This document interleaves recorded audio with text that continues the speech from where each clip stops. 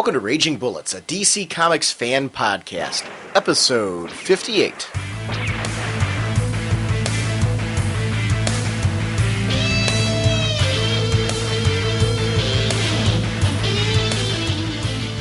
Welcome to Raging Bullets. I am Sean Whalen, Dr. Norge on the CGS forums, and I'm joined, as always, by my co-host, Jim. There's a fake Athena out there training phony Amazons. It's like a cheerleading camp only run by Bin Laden. So says the sensei of the Whatnot Segulin.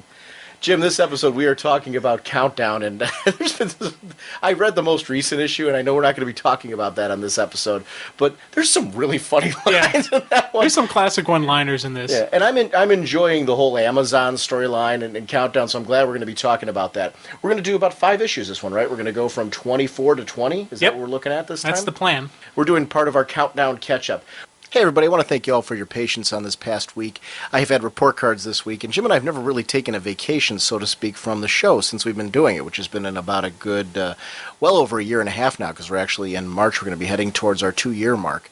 So we decided just to give ourselves a few days breather, just to kind of regroup, get notes together, and just catch up on life in general. So thanks for your patience on that, and enjoy this particular episode. We're also going to do some listener comments and emails and things like that we want to get on here. We've got audio comment on Astro City, the Dark Age, that we want to get on this episode for sure. So we've definitely got that audio comment as well. So some big things on this episode. We are, as always, proud members of the Comics Podcast Network and the League of Comic Book Podcasts. Jim and I have decided that even though the Hero for the Holidays drive was meant to be like a holiday season thing, we're going to continue supporting the Hero Initiative. The Comics Podcast Network kicked off this great idea of supporting the Hero Initiative and doing that drive. So every episode, we're just going to keep reminding you about the Hero Initiative and that you should keep getting involved in the Hero Initiative. And it's just a great program. And, you know, we're proud to support the Hero Initiative. Hero creates a financial safety net for yesterday's creators who need emergency medical aid, financial support for essentials of life, and an avenue back into paying work. It's a chance for all of us to give back something to the people who have given us so much enjoyment. For more information, visit www.heroinitiative.org or call 310-909-7809. And we're going to keep that link up right on the front page of RagingBullets.com because I think it's a great cause, and I don't think we should be limited to just the holidays for supporting this great organization. You know, if you got a few extra bucks and you want to toss them the way of Hero Initiative, every little bit helps. So, you know, if you've got $5 that you can send them, and that's all you want to send them, it's $5 more bucks towards this great program. And if everybody's doing that, it adds up really, really fast. So keep supporting it, and, you know, we're proud to be a part of that program. Our sponsor for this episode is YouBuyNow.com. YouBuyNow.com is your source for the collectibles you want and need at great prices. Jim and I were both drooling over this Superman chronograph limited edition in an enameled box watch. It's this wonderful silver watch from Diamond, and it's got the Superman logo inside the watch, and it looks like, what I like about it is it's a dress watch. Like, I would have no problem wearing that with a suit or wearing it day to day. And I dig watches like that because I wear a watch every single day. I have no problem. I've been wearing my Starman watch, and you know, I've got some James Bond watches and things like that. I'm a big fan of novelty watches, but I don't have one that I really would consider a dress watch. Which it sounds like a strange thing to say that it's a dress watch, but you know what I mean. It has like the dress band on it. It's, you know, it's a little bit more of an upscale watch. So I mean, to have a Superman one that I could wear, now that's high end. Superman that is high end. But it's $199. Definitely go to the website and check this baby out. It's really sharp. Oh, dude, it looks beautiful, man. Yeah, so it's a great-looking watch. DC New Frontier Series 2. It's the complete action figure set. And in this particular one, it's the Flash, Martian Manhunter, Batman, and Dr. Fate.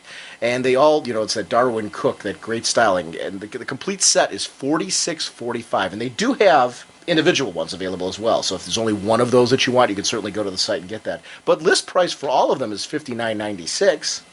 So you can get them for only $46.45. It's really like you're getting, you know, an action figure for free. I saw this one, and I see this is one that I'm definitely eyeing, a Shazam symbol hoodie. Dude, first of all, the red color on it is absolutely perfect, and it has, you know, the Shazam logo right in there. And I'm very into Shazam right now. I'm enjoying Trials of Shazam. I've been, you know, obviously we've been enjoying things like Black Adam's appearances, the Mary Marvel stuff and all that. But I'm also into the Johnny DC title that's coming out. So I'm really into this character universe right now of Shazam, and they've had some showcase volume out with Shazam and that type of stuff. So it's a great time to jump on board there, especially with the Jeff Smith volume, which I thought was was amazing. Monster Society of Evil. So that's one I'm kind of eyeing. Medium and large are $39.99. Extra large is also $39.99, and the double X is $42.99. It's a good-looking sweatshirt. And I want to thank them again for their sponsorship. That's youbuynow.com. Thanks again for supporting us with Podcast Alley, Popcorn, and iTunes reviews. Anything you do to let people know about us is tremendously helpful. We want to remind everyone to check out RagingBullets.com. We have news on where the show is headed, updates, top bullets of the month, funny bullets by Squatch, Love and Capes the webcomic by Tom Zoller, bullet point reviews, sketches, columns by listeners, and so much more. And Jim, I am loving Where's What Not Now. Dude, man, it's a fun read, and it's a fun, just seeing what's coming in, where they're going to throw me at. I think these are outstanding, just wonderful stuff. And it's funny you should mention that, because I got an email the other day, from who else but Mike Sims, of course. And he sent one to me that, we're going to post this eventually, but I figured before it going to you, let's get your reaction to it live right now. Chicken Hawk Man of Earth 43.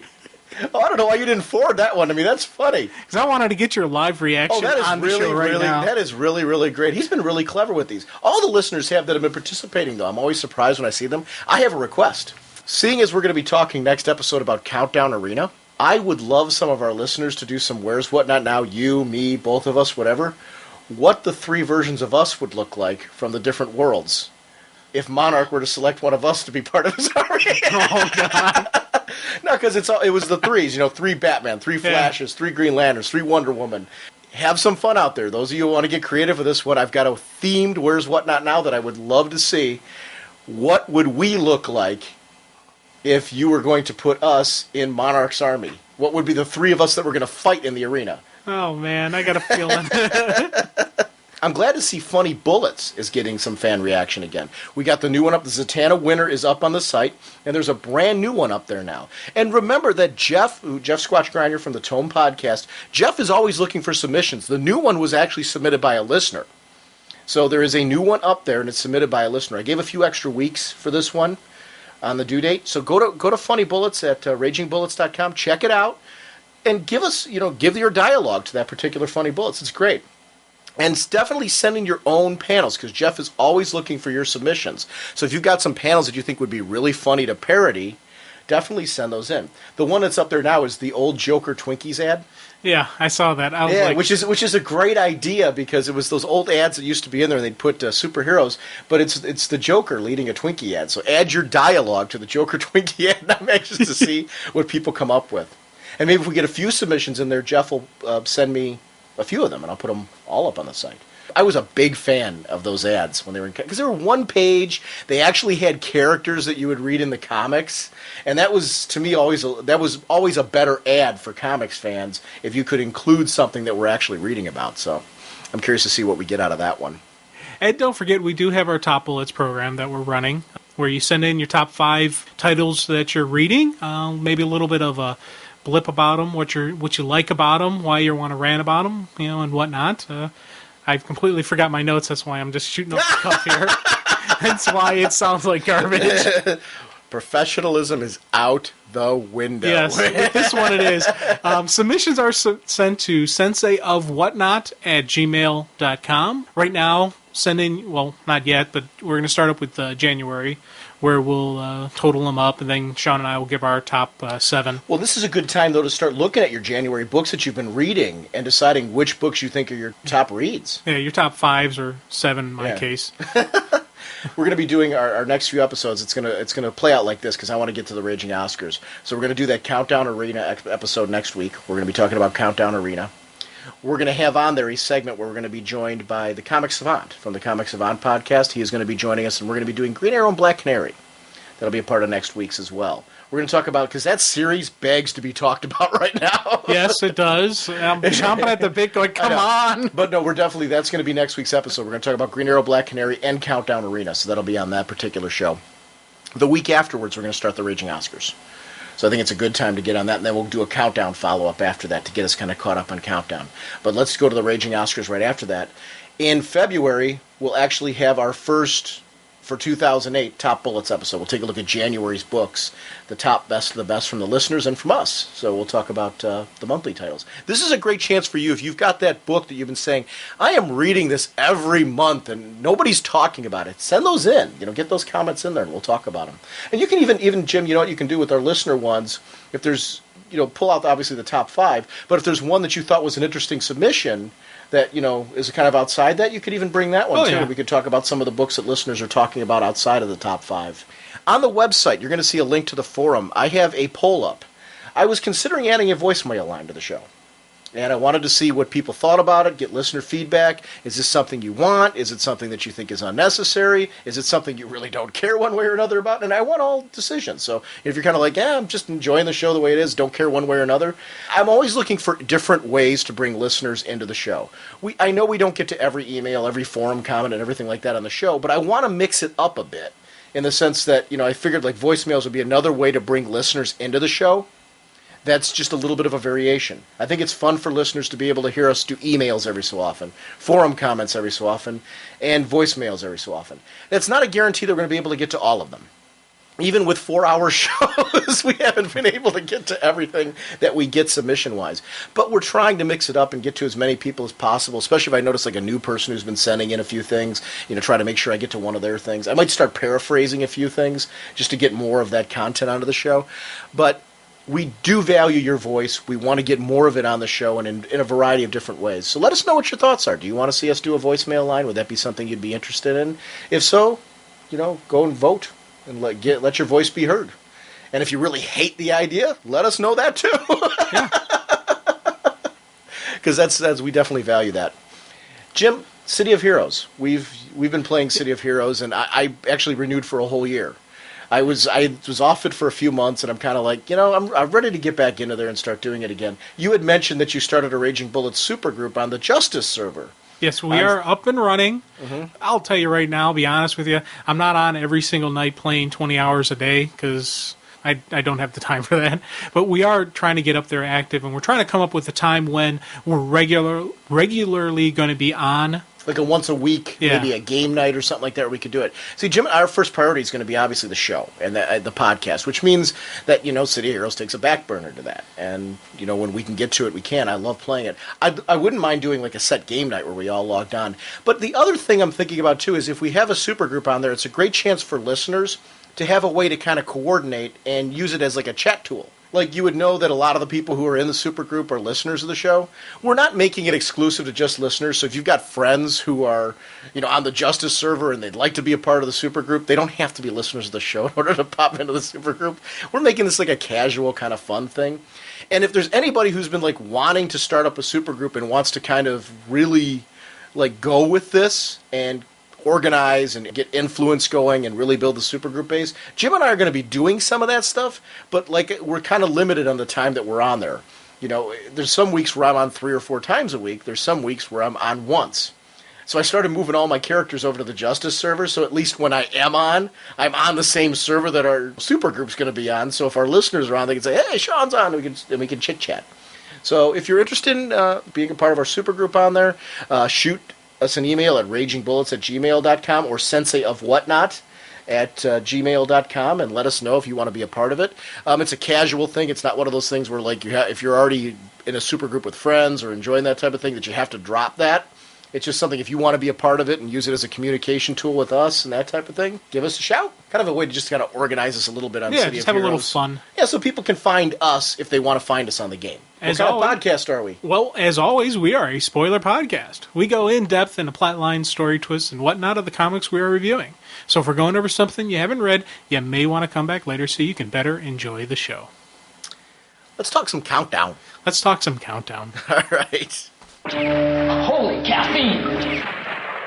And our first issue will be Countdown number 24. The writer is Paul Dini with Justin Gray and Jimmy Palmiotti.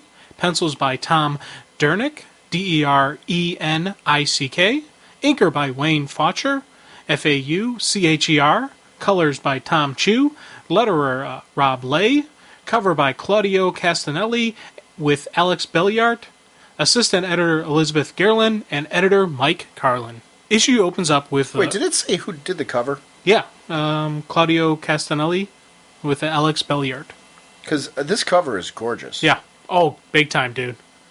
It's one of those. We saw this, I think, in Chicago, didn't we? Wasn't it one of the? They were showing different countdown like teasers, and I thought they showed this particular cover. I might be wrong, I don't remember, to be but honest. I mean, with this you. is really a sharp-looking cover. It's Superman Prime, basically lifting up a version of Lex Luthor, and he's not doing nice things to him. No. But I mean, it's a really good. I love the look on Luthor's face. I love just the sheer little details in the art. It's just really to me a sharp, good looking cover. The colors are really sharp because Luthor's in flames. And then look what he did. Actually, in the flames, Castanelli is in the flames. Oh, cool. Isn't that cool? Yeah. What a cool way to do his signature. It's really a nice looking cover. I really liked the art in the cover. Just like kind of a little aside. Oh, hey. Yeah. No, I agree completely. Every so often there's a cover that just kind of grabs Yeah, me. it catches you, and you're like, wow, that's Yeah. cool. Yeah. Because I was wondering who this I had a feeling. Remember back when we were talking about the Superman in Black, and I'd mentioned that I thought it was going to be.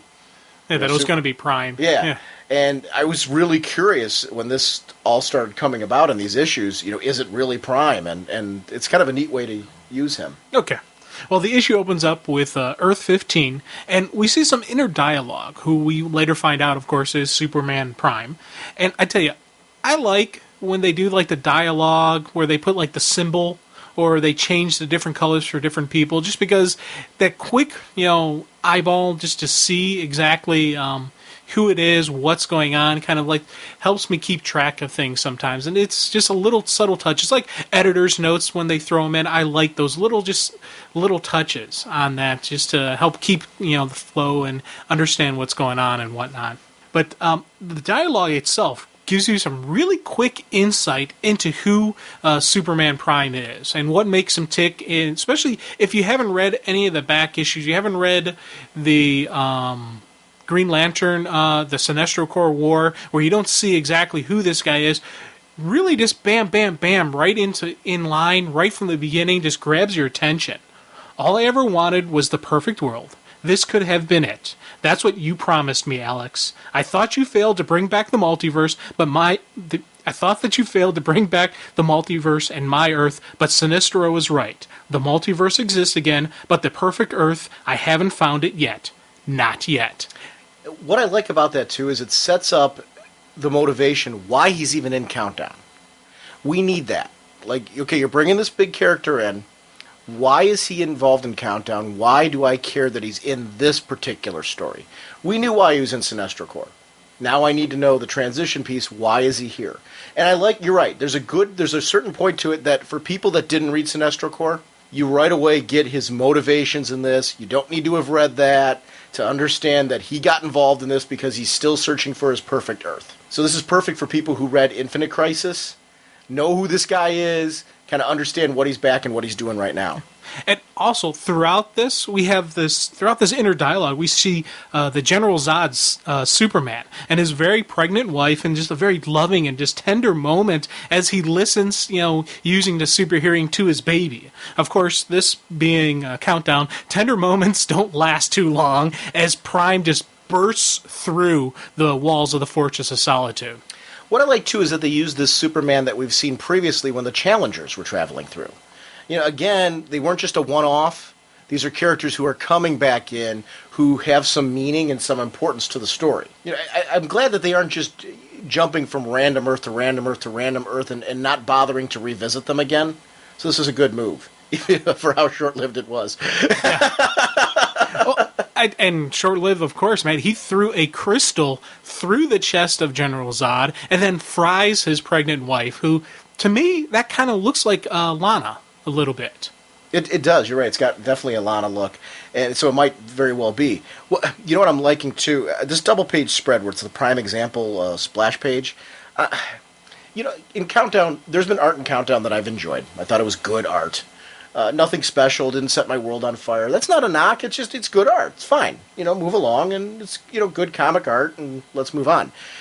There's been certain issues of Countdown, though, that I really gush over, and this Tom Derenick art is just really, really sharp. This double-page spread is just really good looking. It's a nice shot of Superman Prime in this case, and it just, the reaction from Zod and from, I guess, Lana. I think you're right. I think we'll just call her Lana. If we're wrong, yeah, someone if we're will wrong, correct so us. what? Who cares? Yeah. But it doesn't really matter anymore now. no, does it really, really doesn't. We could call her Mystery Redhead. Yeah.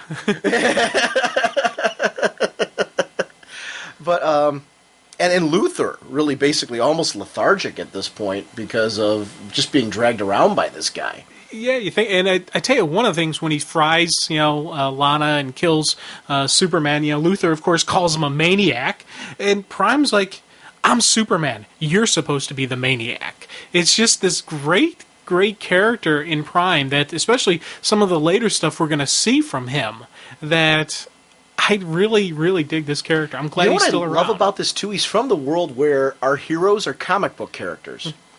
So in his eyes, it's all like, no, you don't understand. This is the comic book. You are supposed to be the villain. I'm the good guy. Get with the program here. Why aren't you listening to me? And it's basically like, why aren't you listening to me and doing what you're supposed to do? Why aren't you behaving the way you're supposed to and recognizing me for who I really am? I like that. Mm-hmm. I like that whole MO on who he is and what he's thinking about. He's really supposed to be from our Earth. And I'm really liking that that's where his twistedness comes from, that he thinks he's almost in a comic book. And he thinks he's right, of course. It's because all the other Earths are wrong. Right. His is the perfect Earth. He is the right guy. Everybody else is all messed up. Well, they're part of the fantasy Earths. Yeah. They're the ones from the books, his childhood books. They aren't real. His reality is the real reality. It's the more I'm thinking about this character, it's the more I'm into him, because it is a twisted sense of...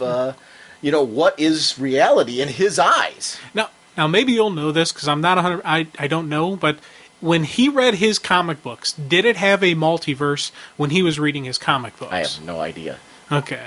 I mean, the idea was behind it, not even just when he was reading the comic, but just the general feeling in general. This was the real world. Right, that's what I mean. And it was the world where, like, the comic writers lived, and when they would do stuff, like involving writers and editors and things like that, and have them appear in a particular comic, the idea was that the heroes had visited Earth Prime. Now, all of a sudden, we've got a Superman who came from Earth Prime, so his view of this reality would be from a very different background and perspective. He's a very interesting character. Bringing him into this was absolutely perfect with everything that's going on right now. He's a wild card that needed to be thrown in at this point. There was something that needed to shake things up and kind of add a little bit of a twist in there. Because I've been enjoying, like you, I've been enjoying all the stories, but I was ready for the shakeup. Yeah. What else is going to go on? And now they're starting to really move. It's time to throw down and kick it and find out exactly what is the great disaster, what is the final crisis, what is this monumental dun-dun-dun event. And now we're beginning to see it unfold, and we're seeing that, just it kick it up a notch. And I'm really liking it. And I tell you, some of the issues have these great segues from one to another, and right, this one was one of them. Because as Prime is killing all these people, you see off camera, you're killing him. When you turn the page, you see that it's not talking about Prime, but it's the whole Desaad run firestorm, and it's Jason and his girlfriend trying to talk to Desaad and get him to back down off of Val. Especially when they call him sadistic, because he just jumps in, sadistic? You obviously haven't heard of Desaad, chief torturer of Apocalypse. And it does. It totally fits his whole MO. It was kind of a neat... It was kind of a neat twist to see Desaad taking over the Firestorm entity. I tell you, you gotta just... The more and more I read about Val, the more I like this guy. And I see why everyone is like saying he's my favorite of the Legionnaires. Just, he's nowhere near 100%. He's not even 20%. And yet he's throwing down with someone the powers, the sadistic nature of Desaad, add to it the powers of Firestorm, and he's throwing down with him. He's not going to lay down. He's not going to give in. You just gotta love that about this guy. Wait till you see on the Where's What Not Now, this week's submission from Mike Sims of Action Figure Jim. Oh, sweet. Eagerly looking forward to it. Speaking of Karate Kid. Oh, great. I'm eagerly looking forward to that. Then we go on to Mary Marvel. Yeah. And again, you're right. This is a nice one where all of the storylines on some level seem to kind of intertwine with each other as they go along. Yeah, it goes from it's a very nice flow. Yeah, it goes from the one to the other, and we see Mary Marvel watching the Desaad and Val fight as Darkseid is kind of, just explaining to her that he's got agents everywhere, but he wants a sorcerer, and he wants Mary to be that person. I just like that feel of it. It's, the whole Emperor type thing, trying to finish Luke's training. I was just like geeking out over that. He looks very imposing too, which is really cool because there's times where I see Darkseid drawn and he looks just like any other villain. I mean, it's still Darkseid. I'm not saying you don't notice that, but there's times where people get the posture just right and the whole way he carries himself is just not only that he's a little better than you, but he can back it up. The thing with him, and I'm noticing him in a couple of different times he's been drawn, he's not just a super powerful creature. Superman's super powerful. He is a god. And that is just, you have to have that arrogance, that godlike arrogance, but you also just have to have that regal type presence even, and just that sheer power and nastiness. And there was a lot of scenes in this one, as well as a couple later ones we're going to deal with, where you have this great presence in him. But also that he pays attention to everything. He besides having the strength and the power to back it up, he has that intelligence. You watch him right from the opening, where he's got his arms crossed and he's just watching what Desaad's doing. He's analyzing that whole situation, just kind of paying attention to what's going on with Desaad and what the after effects of that whole thing. And I'm totally convinced, like, if Desaad bought it there, he would still look at that situation and try to find a way to use that to his purposes. Yeah. And he'd be able to as well. To be honest with you, he would be able to figure out something, how to turn it to his advantage. And I tell you, though, you gotta love, though, when he's sitting there telling Mary, and the first rule to absolute power is, and she just interrupts him. She doesn't care that this is, the great Darkseid. She, throws down with him. And I was like, what the heck is going on here? Because interrupts them, says, I don't care if you're a god or demon. You can't use human beings like toys. And right there in that line, in that little bit, we start, in a way, seeing the true Mary Marvel there. She's still standing up for humans. She's still standing up for, what's right. Now, I still don't know how much of her is influence, how much of her is turned to the dark side at this point in time and whatnot, but you're seeing glimpses of the real Mary Marvel there. But what I like, too, is that we're seeing it more and more frequently, where she's not just blindly following anymore. She's asking questions. She's analyzing the situation. She's stepping up and taking responsibility for the situation. And saying, you can't do this. This is just not what's right. And having second thoughts about the route that she's been taking and the people she's, not just the route, but the people she's been associating with. Yeah, and I tell you, I'm glad to see that finding out that she was possibly going to be a minion of Darkseid was a wake-up call to her, that, hey, maybe I'm not exactly doing the right thing here. When the Lord of Darkness is going to be my new boss, maybe I got to reevaluate my career choices here. Now, here's one thing. Okay, Darkseid being Darkseid doesn't like being interrupted, so he blasts at Mary with his eye beams. She's able to block it, dude. Now, was she able to block it because she's got so much power, or because he turned it down a notch because he didn't want to kill her? I don't think he was trying to kill her. I think he was trying to discipline her. But I mean, there's some power there. If he shot that at us like that, we'd be dead. Well, you would be. I wouldn't. I got the power of whatnots backing me. In other words, you got a bunch of bull that's shielding you? Yeah. I just pull people in front of me going, here, take the fire. Yeah, I don't know. It was cool to see her just go toe-to-toe with him right there. And just say, hey, you want power? I'll give you power. Now, when she blasts him with lightning, is it me, or did it look like he kind of felt that one? Because normally when you blast him with something, he just sits there, wipes off the dust, says, is that all you got? He felt that, dude. You know what I like? Not only did he feel that, but you saw Eclipso freaking, because this is exactly what she didn't want. Yeah. Mary now is... And Mary's still the loose cannon. Which is what's great, because Eclipso thought that she had gained control of her, and in reality, Eclipso was manipulating her because she was a loose cannon and trying to somehow gain control of the uncontrollable. She's still got that wild amount of power in her. The only difference now is that Mary's starting to wake up and see this is what's going on. Yeah, this segues back to over to the challengers, and we see Donna and Kyle, trying to just get a handle on everything that's happened to him, not only in Countdown, but also some of Kyle's stuff that he's dealt with when he was Kyleax. It's a neat kind of like, human moment to him, and you're starting to see that, just the Kyle's frustration, one with Jason, also with Bob. He doesn't completely trust Bob. He wants to, because he's, kind of their guide, but there's still just that concern and fear and whatnot in him. What I like about it, too, is it shows the after effect of Sinestro Corps. That he's been through something monumental. Even a reader who didn't read that knows that something bad happened to this guy. Because he announces, I'm not Ion anymore. So a reader who didn't read Sinestro Corps is getting up to speed. Okay, what do I need to know about Ion?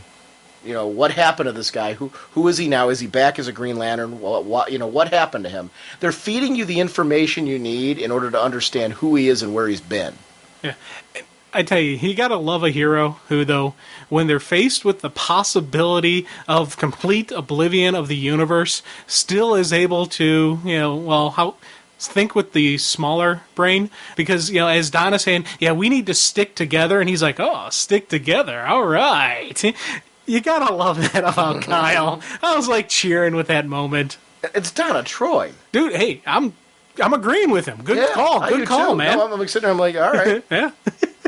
But, I tell you, it is, I do like that he has his doubts. We talk about just everything he went through. And I like how he has his doubts, but he doesn't let them really surface until it's him and Donna alone. He's not going to show this in front of Jason because he doesn't trust Jason. He's not going to do it in front of Bob because, one, Bob probably wouldn't care, but two, he doesn't know Bob. He knows Donna. Those two have this history that's a lengthy, wonderful, complicated, friendly, plus, whatnot history between the two of them, and it's natural for him to do this with her. When they were dating, yeah, she caught him painting a woman in the nude.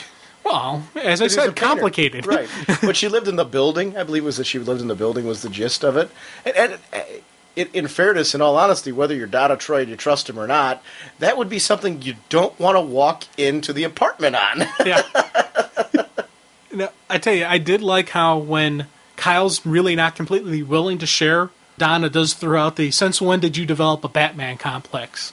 Little comments like that they all know that Batman's a little bit freaky, a little bit untrusting. So I like that. But another realistic way to, kind of use it in the context of their world that they live in. When you're trying to reach somebody, you want to give them that something that's going to stop them, and kind of make them see, people do the same thing with people with addictions or with, different things like that. When they start heading down the wrong path, you point out to them, do you want to wind up like this person? Usually it's a celebrity. But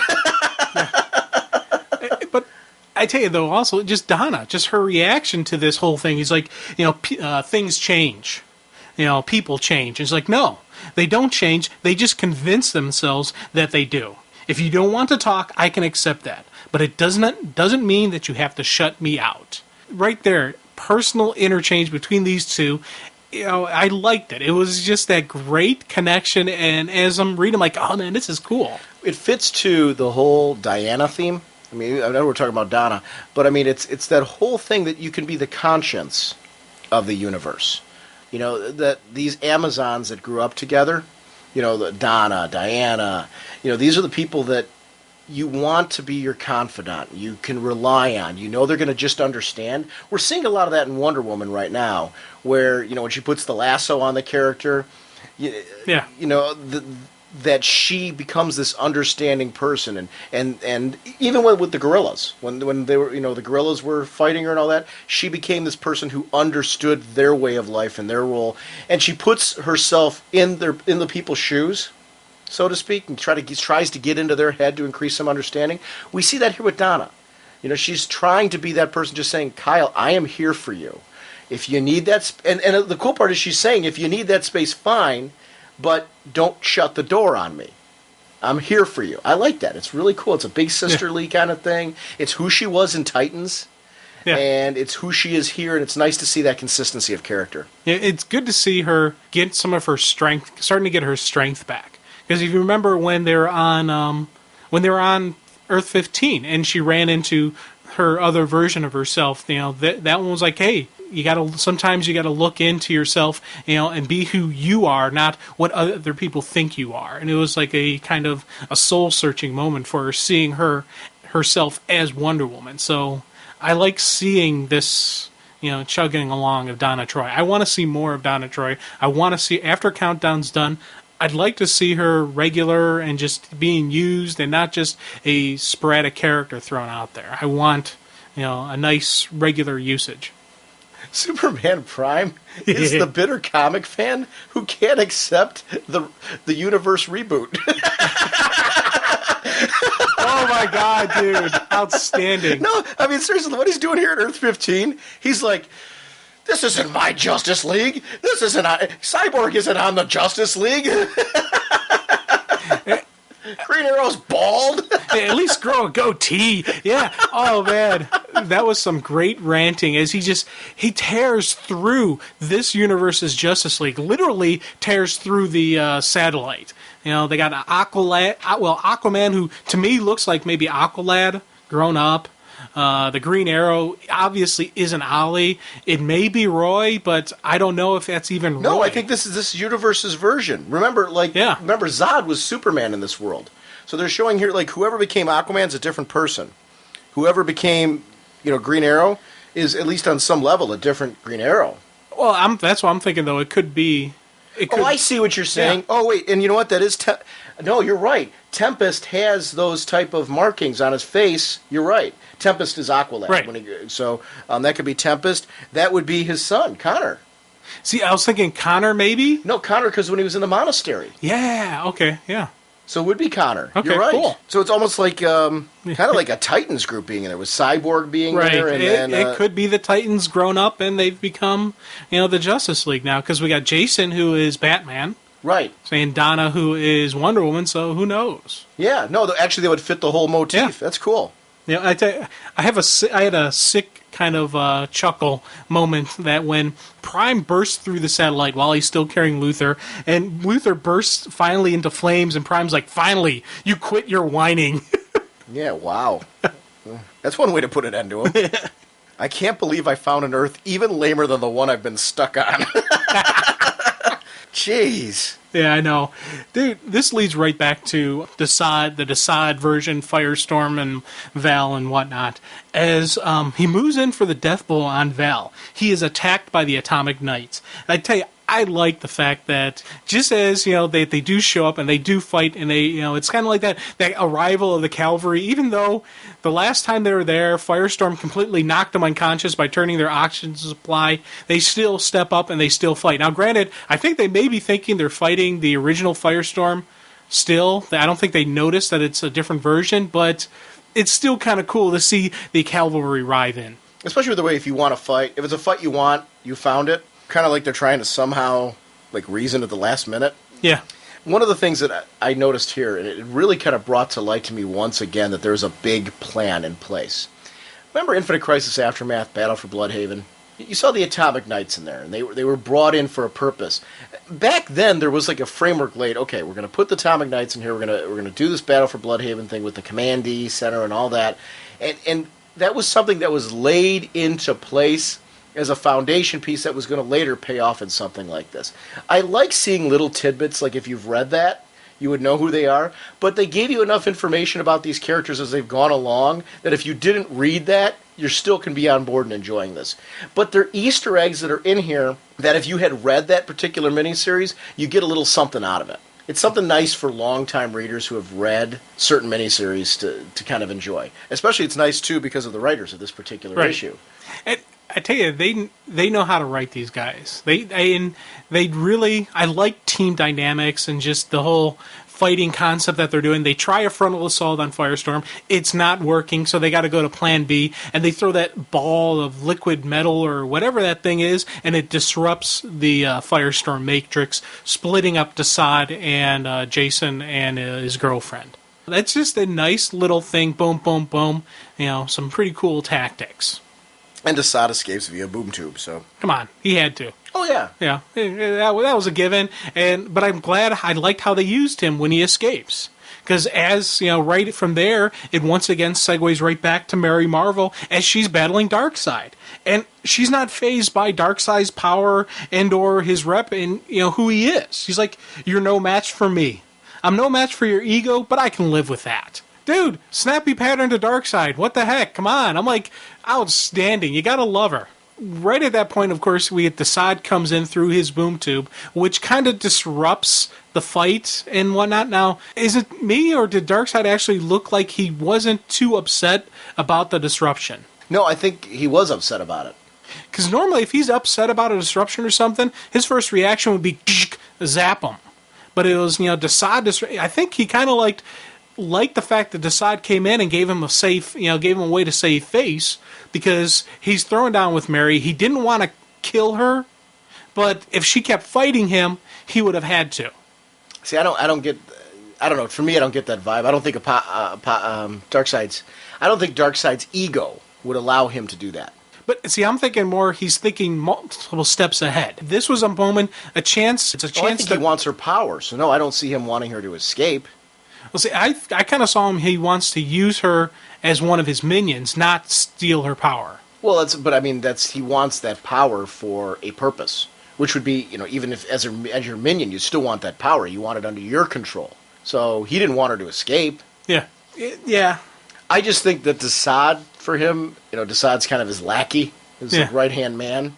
It's kind He's his favorite kicker that he likes to exactly. kick. Just kind of tells him silence, and Desaad does. Well, Desaad knows him well enough to know, hey, keep your mouth shut. And plus, before he had time to react any further, Eclipso was already speaking. Yeah, and of course, I tell you, when I was reading that, she's saying, "Don't worry, I'll get her, I'll bring her back." I just started chuckling because I'm like, man, we've seen how Mary reacts when she thinks someone's betrayed her. Right here, right now, she just saw that Calypso's offering her up to Desaad, of all people. I'm like, oh god, this is going to be an interesting one between these two, because how will Black Mary deal with Eclipso now? Next, we head back over to Earth 15 as Prime basically takes apart the Earth. And I was kind of like, just, one, kind of shocked, and two, a little bit in awe of just the sheer power that Prime has. We've seen him open up and do some seriously tough stuff, but dude, come on, man. Well, what I really liked about this, too, was they could have sped up this whole situation with Earth 15 and really kind of made this a few panels, and I'm so glad they didn't, because this drama needed to unfold. We saw these characters before have a nice interaction with the challengers, and now we're seeing Donna Troy. We're seeing Jason Todd. We're seeing these characters in these roles going up against Superman Prime. This is somebody who gave our Earth a run for his money and is right now running through the entire Justice League. Yeah. I tell you, it's funny. He destroys Atlantis with some heat vision. He actually is... fries some innocent, murdering innocent people. Then as he's going along, Wonder Woman, Donna Troy, and Jason Todd, Batman, show up to stop him. But again, this guy constantly justifies himself for his actions. He doesn't view this as murder because these aren't real people. Right, yeah.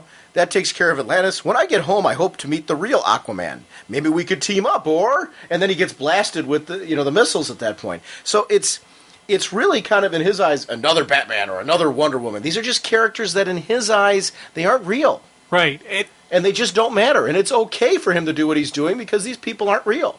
And he kills the Wonder Woman, Donna Troy. And as he does it, he's thinking, she's not as pretty as my girlfriend Lori. Maybe I'll ask her out to the movie when I get home. Dude. But I like it, too, that he justifies right there. She's not really his girlfriend. Right. Well, she will be my girlfriend. I like that. It just shows, again, he's kind of making things fit. He's making his own continuity. Yeah.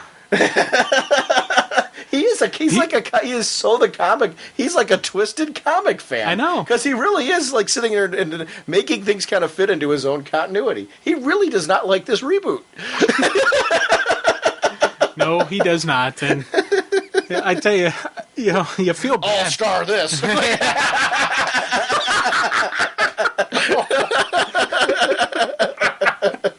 Here's your goddamn Batman.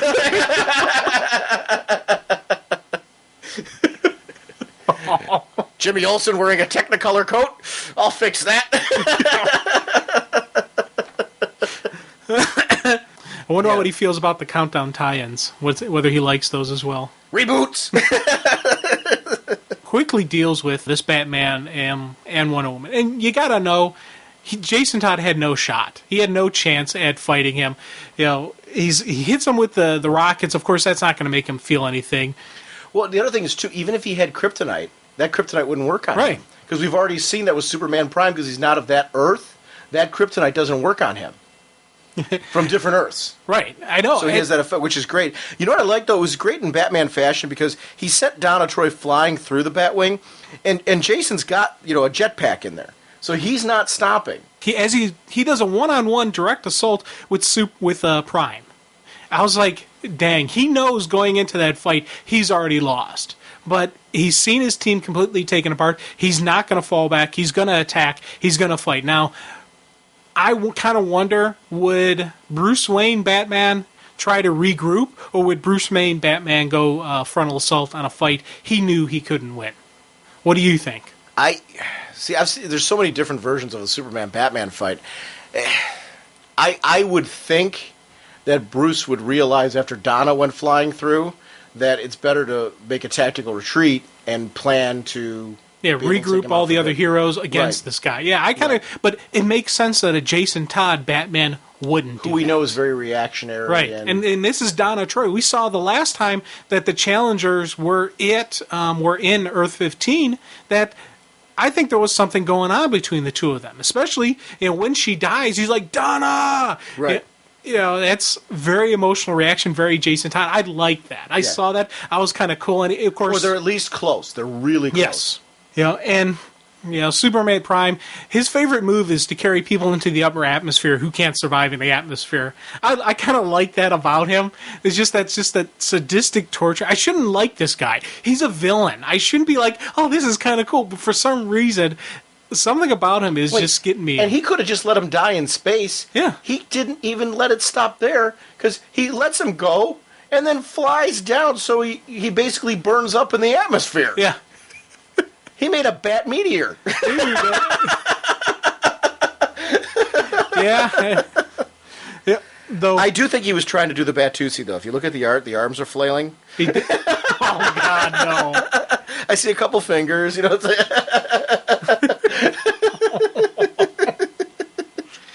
No. This world will hate me. Yeah. Well, I tell you, it's funny when Batman, of course, calls Prime a twisted lunatic. And Prime just has, one of the lines of the comics. Why do they always say that? You're a jerk. Right there, I was like, outstanding. I like that. Just a little Once again, simplistic. showing his immaturity, though. Right. Showing that even though he looks like Superman right now, it's because right now he's juiced up on power. So it's not an issue of that he's really that mature. It's a nice contrast when we talk about Countdown Arena to the Superman that's in there, who is a much older Superman, who's got more age, more experience. This one is very young, very inexperienced, still a kid. This is still Superboy Prime, not Superman Prime. Right. He may look like a man, but he's not acting like one. He doesn't have the maturity or the intelligence level that a Superman has. And I did like the explanation in this storyline how he only looks like that because he's so juiced up on power. That's not really, he's not really that strong.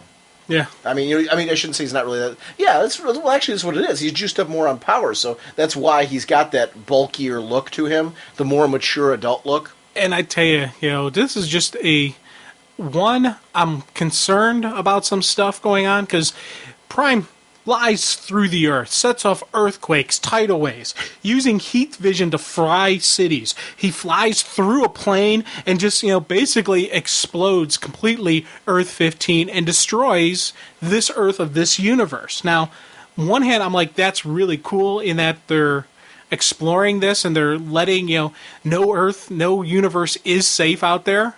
But on the other hand, I'm like, oh man, what is going to happen? Are they going to get rid of the multiverse? Are they going to do this giant reboot once again to bring back this Earth? Because I tell you, I like this Earth. I wanted to see other stories with these characters, just see how they came to be. I would have loved to read some Elseworlds from this Earth. Now, granted, it's gone now, but it's... That's not totally gone, though. Dude, the planet blew up. I see this Earth's Cleveland by his fist. Yeah, it's little meteor fragments. I'm sure there's some kind of creature that could live on that. Yeah, and the issue ends with Prime. So just a really cool declaration on his part. The perfect universe is out there.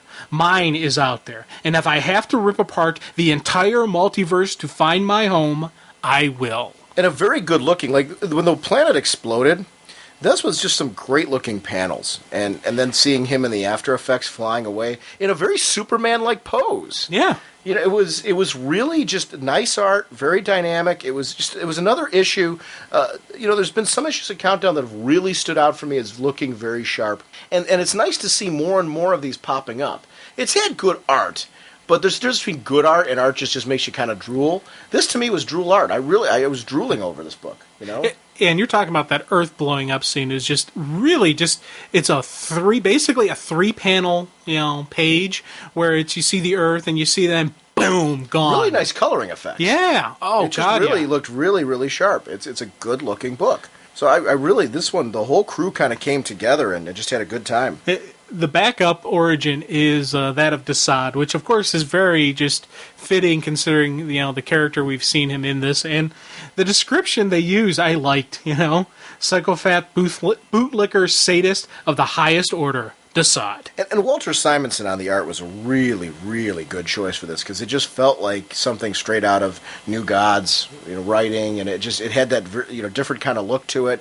It's just a great artist to choose for this one. It was a nice looking and cool choice. Being that I've been reading a lot of New Gods stuff right now. This was welcome at this point because I'm very into this right now. So it was a nice, good looking one. Now, one thing with the Desaad origin in there, they had a listing of his best deaths being Orion number 11. Do you have any idea what happened there or any of that? Because I know you're getting some knowledge of these guys. I got not on it, but I haven't gotten to that yet. Okay, because when they sit there and they list a best death, I'm like, oh, I got to read that one. Yeah, I haven't. I'm on right now.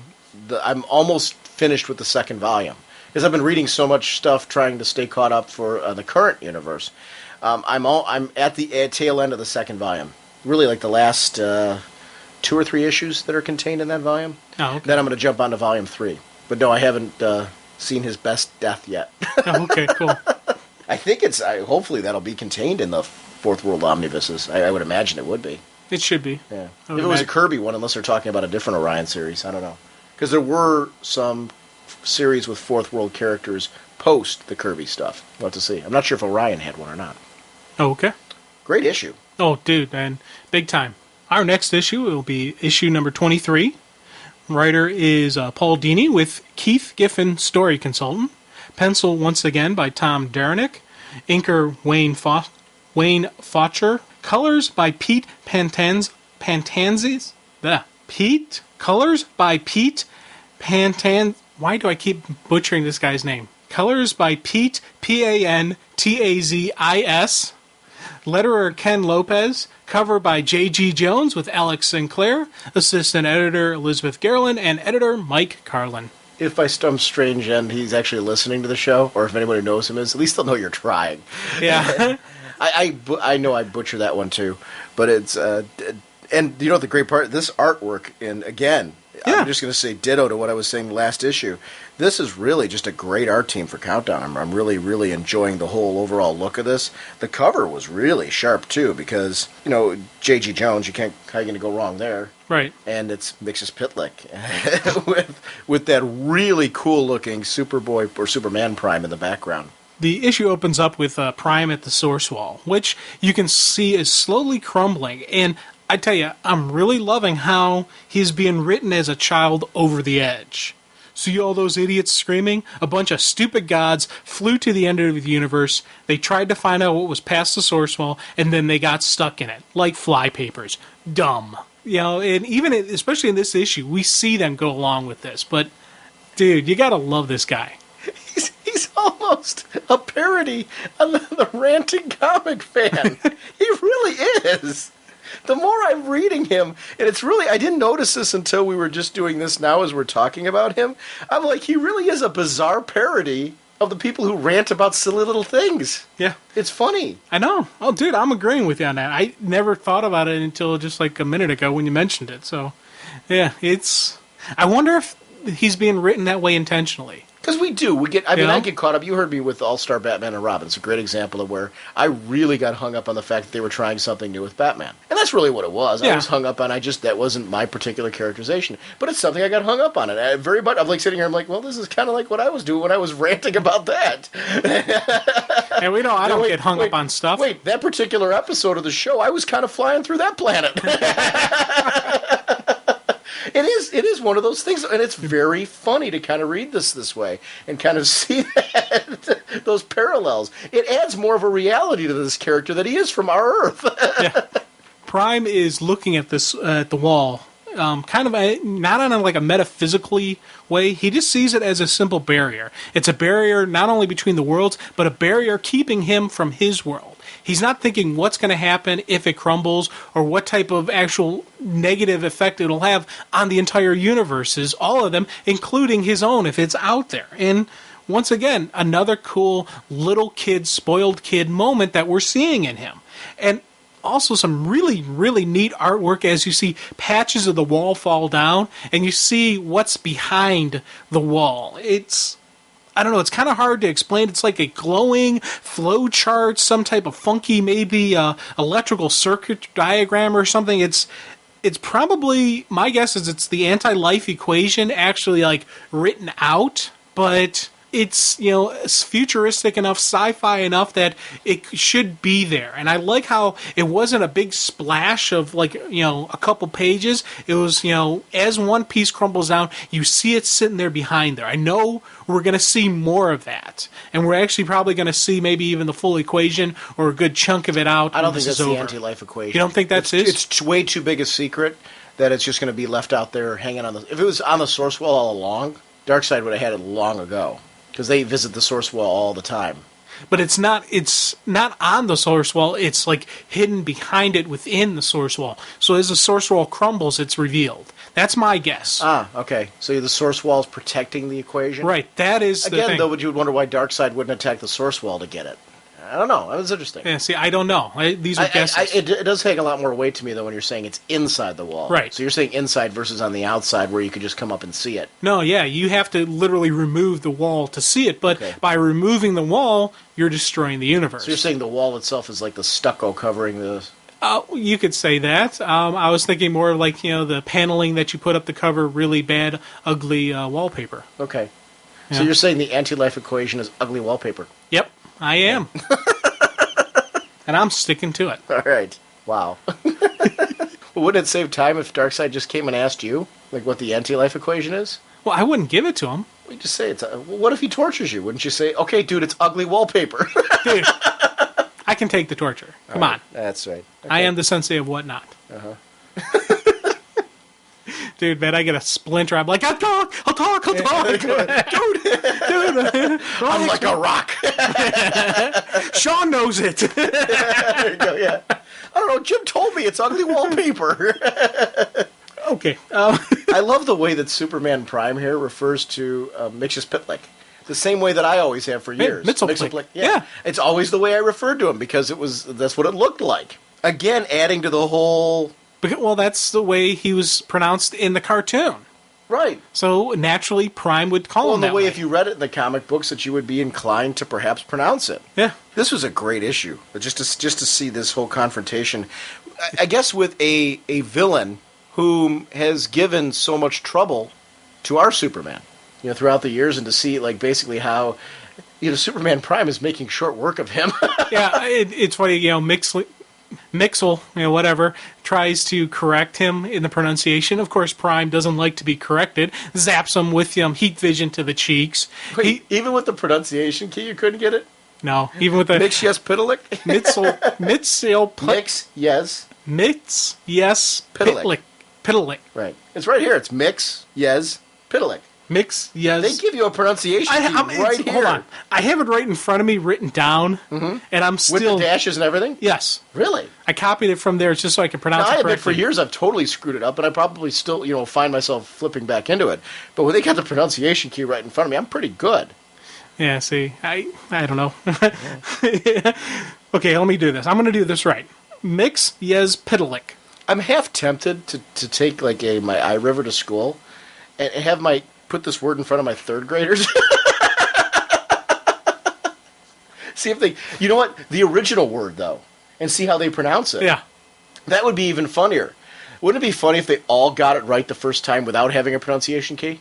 Dude, you got to try that, or at least just have them try it, and even if you don't record them, because I don't know if parents would like that. Are comic fans smarter than a third grader?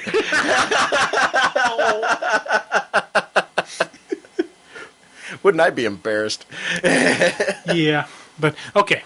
Well, Prime basically has Mix, he wants him to help him find his perfect world, and if not help him, also destroy all the other worlds. So there's only just his perfect universe. But Mix is a little bit too punch drunk to summon up any magic, and we also see that Prime has an accomplice with him, which is Earth 3 Zatanna, who I really dig because, her name is, Zatara Zatanna spelled backwards. Yeah. I like that. Arataz. Dude, I wasn't even about to try to pronounce that one. That's why I'm just saying Earth 3 Zatanna, because there's no way I could do it. But no, she says her words, and I'm curious how she does this upside down. Yeah. I'd love to hear what that sounds like. I'm not even going to try, dude, because I can't it's upside down and backwards. Yeah. I have a hard time with Zatanna. I sometimes actually have to... There's been times when I've read Zatanna's spells that I actually have to write them down and write them down the normal way just to make sure I'm reading the correct thing, because it's like, what the heck is she saying here? So this is kind of cool too, because you get to see too, once again, he's a teenager.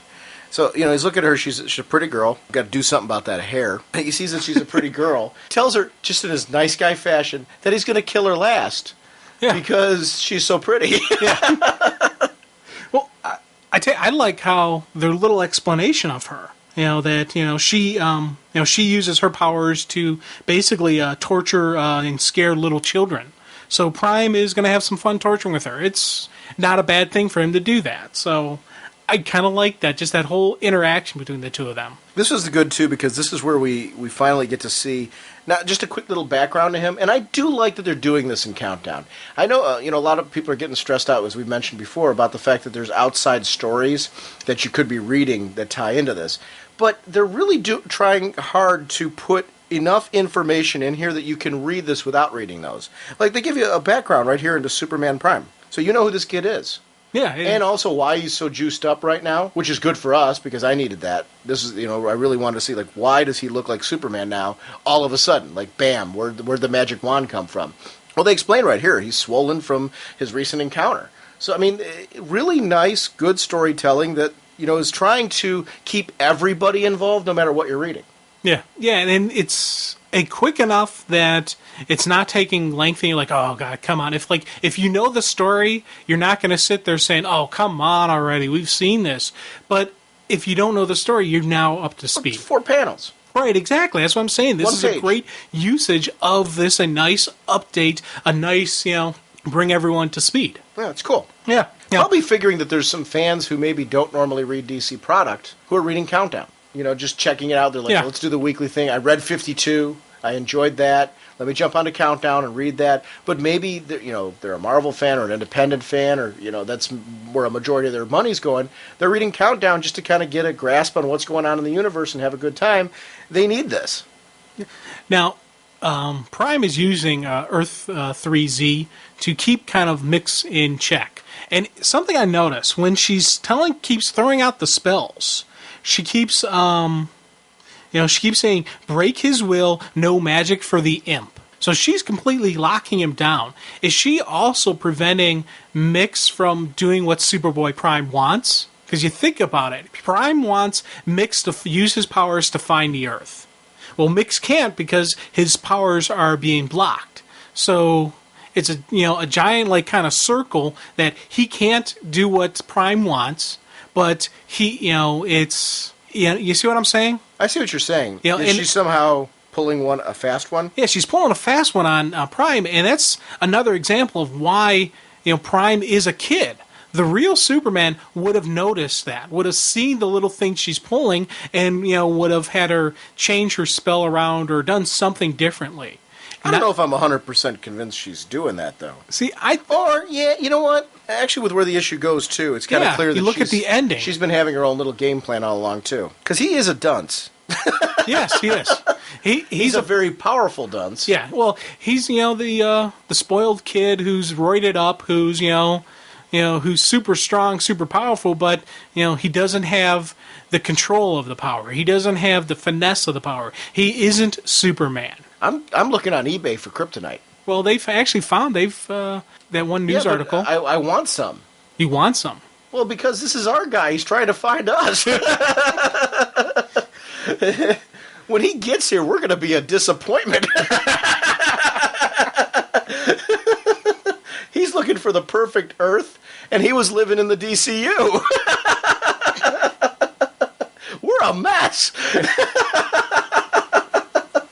I mean, really, let's be honest. Wouldn't we be a little anticlimactic to come back to?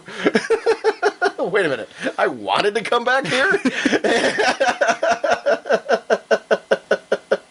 Oh, God. I'm just saying. He makes, short work of Mix's. I know.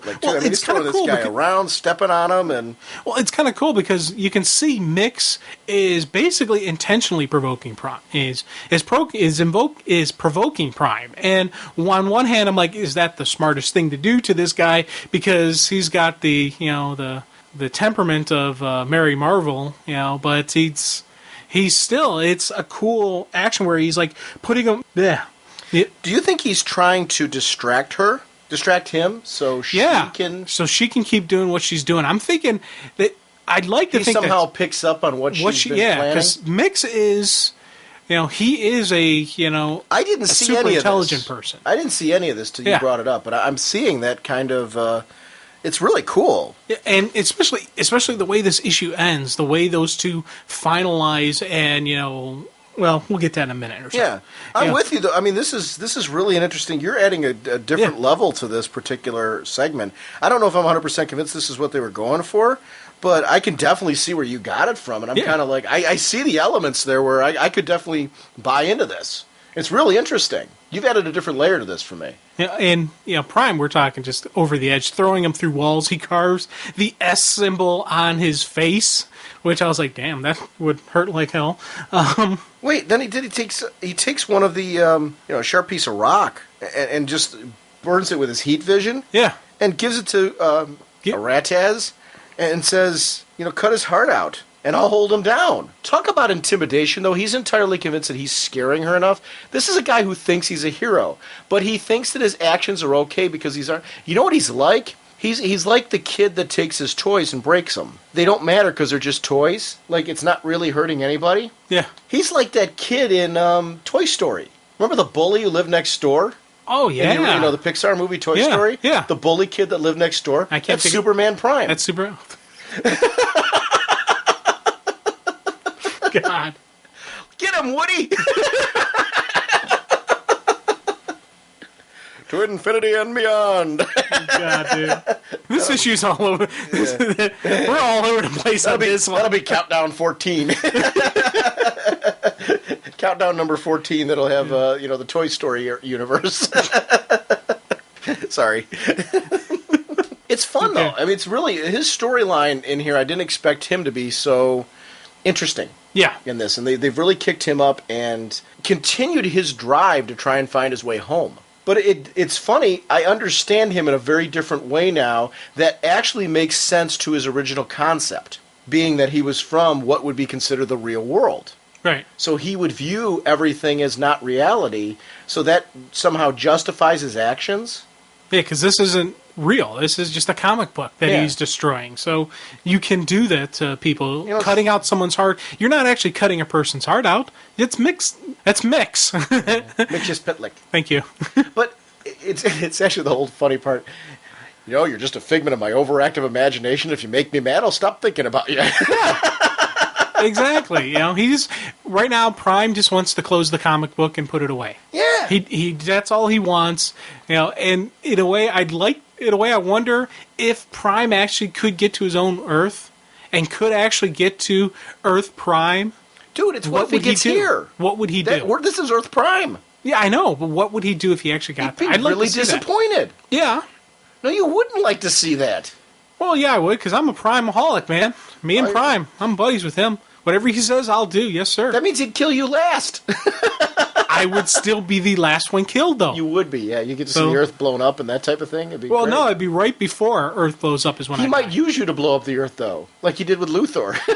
Well, yeah, he could do that, but, you know. He might be disappointed in you. Like, you had your chance. Yeah, you had your chance, Sensei. You're not my whatnot.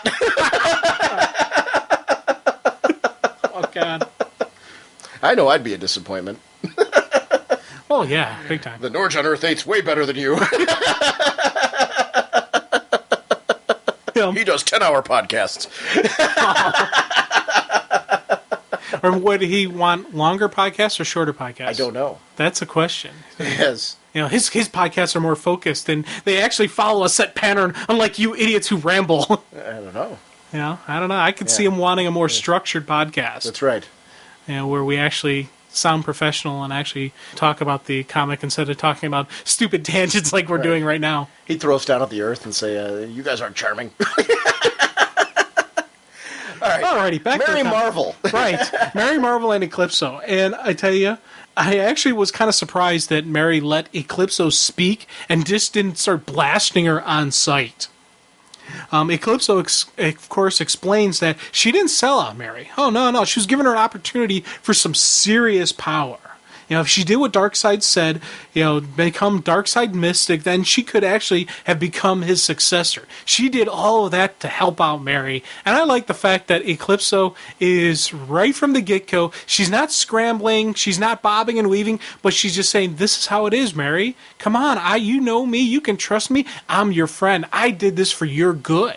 You know what I really like about this, too? It's all, Mary's starting to snap out of it. Yeah. Just in the sense that she's starting to, the real Mary's starting to come through and start analyzing things. But then Eclipso's using that still. You know, to twist the events as Mary's trying, because Mary's trying to think these things through and trying to figure out where things went wrong and what she should really be doing. But Eclipso takes those events and Yeah. just twists them around a little bit, just manipulates them slightly to make them look like different than how they were. Yeah, I know. Mary's like, I don't know if I want to be associated with that kind of evil. And Eclipso just turns it around saying, remember, Zatanna, Shadow Pact, even your own brother called you evil. So what is evil? Those monks at Nanda Parbat, you know, slammed the door in your face. And, oh yeah, what did they call you? Oh yeah, a blasphemy before Kushna. I take you like that. She's playing Mary, and you're really seeing it, but you're also still seeing What did Mary you call Nanda? Nanda Parbat. Yes. That's what I called it. The only reason why one of our listeners called us on it. I know. I probably mispronounced it. I don't know. But, you know, come on. And I think that's not even, I don't think that's even the correct pronunciation, Yeah, but that's like, I'm just as guilty. Somewhere in 52, I started putting an extra A in there. And I can't guarantee that I won't do it anymore either. I was calling it Nanda Parbat, Yeah. and it's not. No, it's not, but hey. Yeah. I like this whole concept, though, that she starts to think that she should start trusting her own instincts, which is really what she should do because she's a good person, and that would honestly fix things. But then Eclipso adds in again that little twist and trust your mentor's wisdom, and that of course leads into again the transitions you were talking about. Yeah, I which have know. been really It's beautiful because you get this big old whoom kind of thing as the asteroid they're standing on is vaporized, and this segues right into the Monarch fleet. You know, we see the Dominators. You know, they're completely destroying the Dominators before they can even get a shot off. And I like the interaction between Havoc and Ultraman when they're talking about why are we wasting our time with this. Ultraman's like, hey, I could go out there, destroy the fleet all by myself. Why are we even wasting our efforts and our resources doing this? But Havoc is, he's the number 2 in Monarch's army, and he's like, hey, we need to run drills. We need to get these people ready so that when they actually face a real foe, they're fighting on instinct. But also interesting commentary on Superman Prime. And I'll tell you why. Because he comments, he goes, not every warrior Monarch has gathered can mindlessly hurl himself through space, bludgeoning targets at random, which is what Superman Prime's doing. Exactly. So it's a nice dig on the fact that this guy is just off in la-la. Not that he was referring to Superman Prime, but just basically telling Ultraman that's pointless. Yeah. It's good stuff. Yeah, I know. The artwork, again, just dead on. This is really, really solid countdown art all the way through. All the characters are drawn with a big, majestic, imposing feel. The colors are just right. Lord Havoc just looks like a bad dude. I said this before, I like the Lord Havoc and the Extremist countdown tie-in. You don't need to read it to enjoy this issue or to enjoy any of these issues, but for me, it really gave me a nice background on who this guy is. And it let me see the military mindset that Lord Havoc has. He's not just a powerful fighter. He is a leader. He is a conqueror. He is this military force. And naturally, he wouldn't have drills. That is a regular part of any military regiment that you train, you practice, you rehearse for scenarios. You get it so you are second nature in fighting. You know who your wingman is. You know what they're going to do. Just by you do one thing, they're going to do that. I like that about Havoc. I liked how they wrote him here, and I like the fact that he is this is why he's the number 2. He is a general. You want that type of leader running the show. Yeah, honestly, if one of your favorite storylines right now is the whole Monarch thing and what's going on there, and you want to know what tie-ins to pick up in order to get the biggest bang out of that particular storyline, you want to go with Countdown Arena.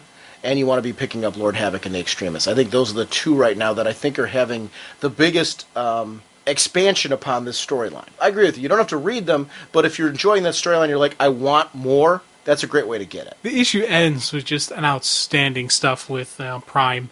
He's standing over the dead body of Mix, and he's gloating about how he did it and how he's all proud of himself. Unfortunately, you can't keep a good imp down, and Mix really isn't dead. Right there, this is where I started seeing the Z and Mix, working together. Because she even explains to him that you can't beat down anyone who exists by their wits, as Mix does. And kind of like that whole therefore I think, therefore I am type thing. And that's what Mix is. He isn't just a physical entity. He is, he's the god of mischief and trickery and whatnot. I like the fact that they couldn't kill him. They carved out his heart, but he's still alive because he's not a physical entity. And of course, the rule also applies to magic, as we see Z really wasn't, I don't think Z was as beat down as she was letting on. I kind of saw her right in this scene. We started seeing she recognized there's no way she could take him. So she's playing along, giving him the scared sorceress that, he wanted to see and that he thought he could manipulate and control. Maybe I'm reaching there. Maybe I'm not. I'm not 100% certain. But that was some cool stuff because you see, her throughout just that final insult to him. How I'll give you a fortune for free. You'll never find your perfect universe, Superman. Enjoy your rat hole of solitude. It's the best a fraud like you will ever have. And basically knowing she hits a point, I think there's a point in a situation where you realize, I'm going to die. No matter what, I'm going to die. I want to decide how. And you get that point where you either have to step up or fall apart. Right. She stepped up. Yeah. At that point in time, she was faced with no other choice. It was either A or B. You either step up or fall apart. And I don't know what I would do in that situation, knowing I'm going to die. She knows there's no way she's leaving this alive. Yeah. Not only has he told her that, but the situation showed. He basically was convinced that he just killed Mixus Pitlick.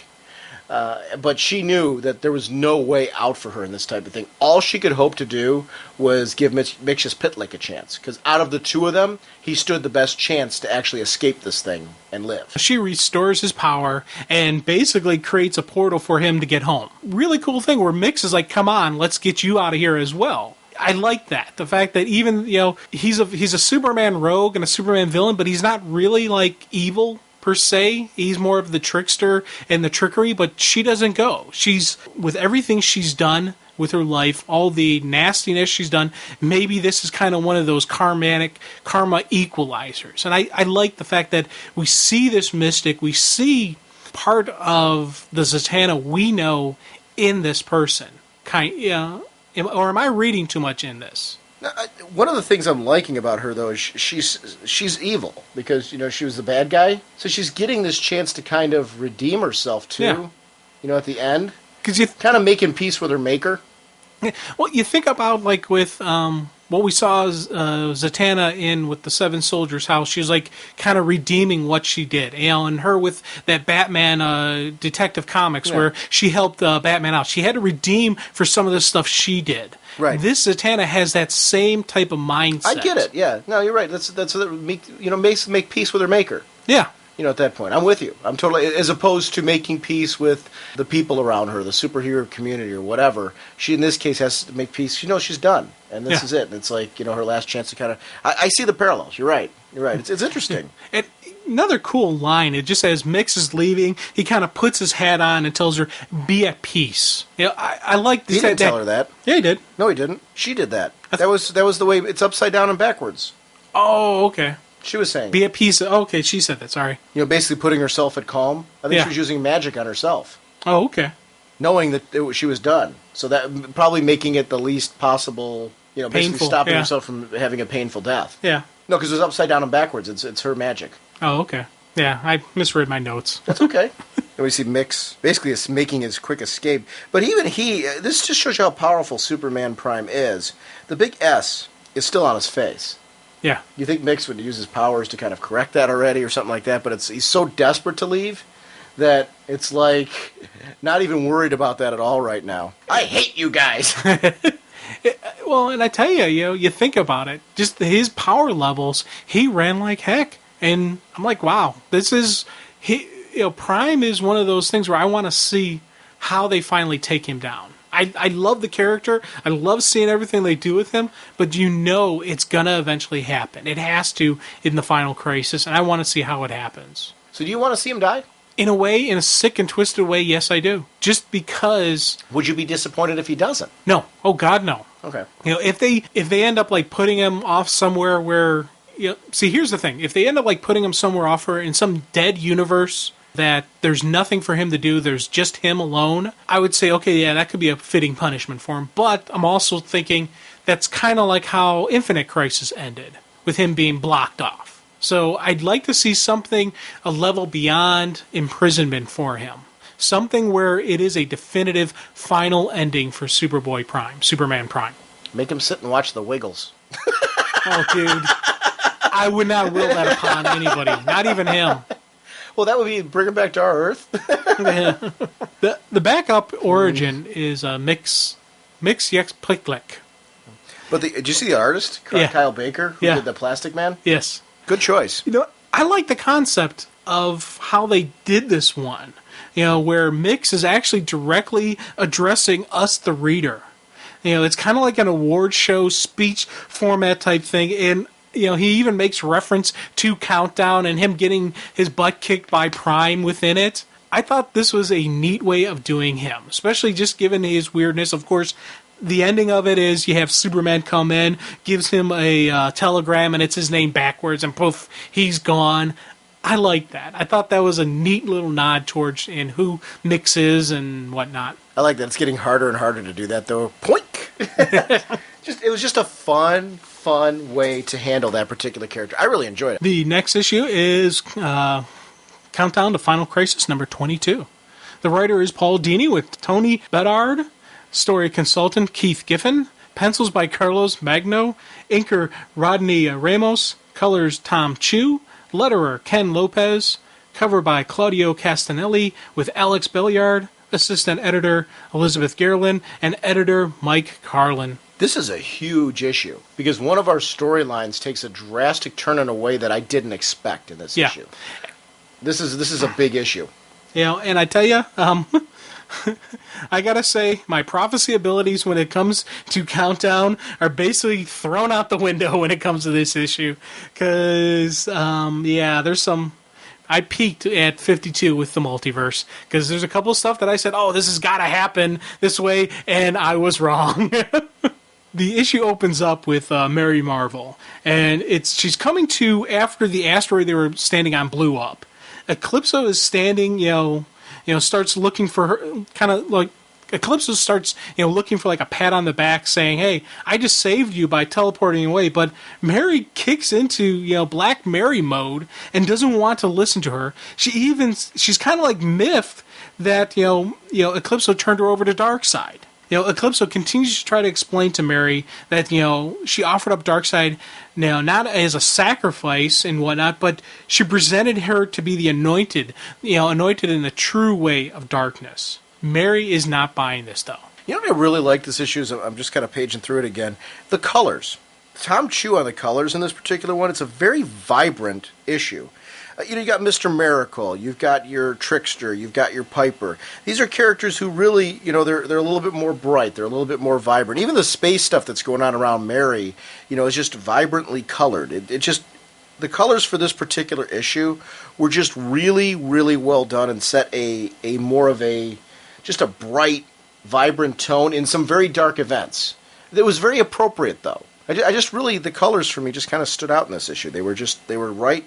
They contrasted some very dark backgrounds that needed to be contrasted, and I just thought it's just something of notice. There's times where colors really just kind of leap out at me, and this is one of them. Oh, especially later in this issue when we see some of the, with Jimmy Olsen, there's just some fires scenes that are just... This is where we start seeing more and more Keith Giffen as story consultant, too. Yeah. So, which I think is having a very positive effect on the book. I was chuckling as you see just Eclipso just trying to back dance, dance around the issue and just trying to, hey, I'm still on your side, Mary, I'm helping you out, and you really didn't ruin everything with Darkseid. Maybe we can, you can get back in his good graces. Vie to be one of his concubines. Dude, man, the one thing I would not say to Mary is, hey, you can be, his, I tell you, you think about it. We got Mary Marvel, Black Mary, whatever you want to call her. The last thing you want to say is, hey, maybe you can be a whore.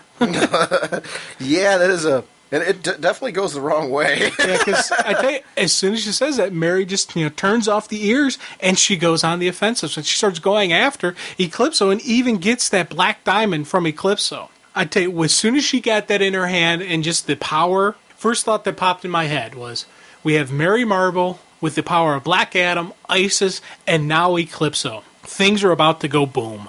Big time. I really like this, though, because she started to realize here, again, I'm being used, and manipulated. And what I thought was the truth is not the truth.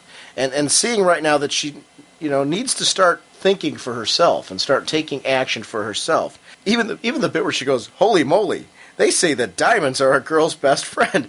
It was nice to see kind of more of Mary's her language coming through again, if that makes sense. Yeah. We're seeing the gradual transition in the way she's carrying herself and everything back to where she used to be. The hair color, too. Yeah, her hair's lighting up a bit. And... Yeah, I don't know if that was on purpose, but I definitely noticed the transition in the hair color. And I don't know, like I said, I don't know if that was done on purpose or if it was just something that just because of different colorists doing it, but there's definitely, I was glad to see it in this particular issue. Yeah, this leads us over back to Jimmy Olsen on Apocalypse. And he's at the fire pits, he's burning dead bodies. And you think about it, that would just be a nasty, nasty existence of just, this is your future. This is what you have to look forward to. It's a great way to mentally break someone down by having them dispose of these dead bodies, saying, this is your future. You're nothing. You are just a shell that will be eventually destroyed in the service of Darkseid. Dude, I would have a tough time tossing, like a box of rodents, one by one into a fire. Much less real people. Yeah, I know. You know what I mean? I mean, I couldn't do that with, like, small animals, much less people. So I'm just looking at this, I'm like, oh, how horrific would that be? And I like how Jimmy is thinking about life outside the place. He's thinking about who he is, where he comes from, his family, his friends, and that kind of stuff. And for me, that was a really cool moment because I've read so many stories about different POWs who have survived what they did by reteaching themselves stuff they learned in high school. There was one really cool story where a guy survived, his time in the Hanoi Hilton by re-going through his high school French class. Now, this was an adult, I think he was probably I'm pretty sure he was like in his 20s, and this was back when he was a teenager, and he was able to remember everything he did in his high school French class, and by the time he left there, he was actually speaking French again, and he was teaching other POWs, and it was giving them just a reminder that this isn't your life. You have a life out there. That is who you are. And I like the fact that they brought that into this element of the story. Yeah, I'm with you. It's totally. It just shows that this isn't the first time he's been in bad situations. Right. It may be the worst situation he's ever been in, but it's not the first time. Jimmy has gone through an awful lot as a friend of Superman, and this is just another thing that he's trying to work his way through. I think this one, though, definitely he feels more desperate in this one than perhaps any other. Well, it is kind of I think this is, I'm not taking any risk at saying this is probably the worst situation he's ever been in, just because where he is, what he's dealing with, and he's alone there. He really doesn't have any backup. You gotta wonder, though, when you're saved by Superman so many times, if there isn't some part of you that finds comfort in that, if you follow me? Yeah. Like that you believe that even with that, you believe like Superman might still save you. Mm-hmm. Yeah, of course, all of Jimmy's thinking about his life and all that stuff isn't exactly what his captors want him to do, and they give him just a nice little friendly reminder that daydreaming's not allowed as they zap him. And again, that's another cool moment. You think about these torturers; these people are masters at torture and breaking down the human soul and all that. So they would know what Jimmy's doing when he's daydreaming, that he's like kind of taking his mind out of where he is, and they need to get him focused back in. You don't have that life anymore. This is your life now. Deal with this situation. You are now one of the slaves here. And they would be experts at eliminating hope.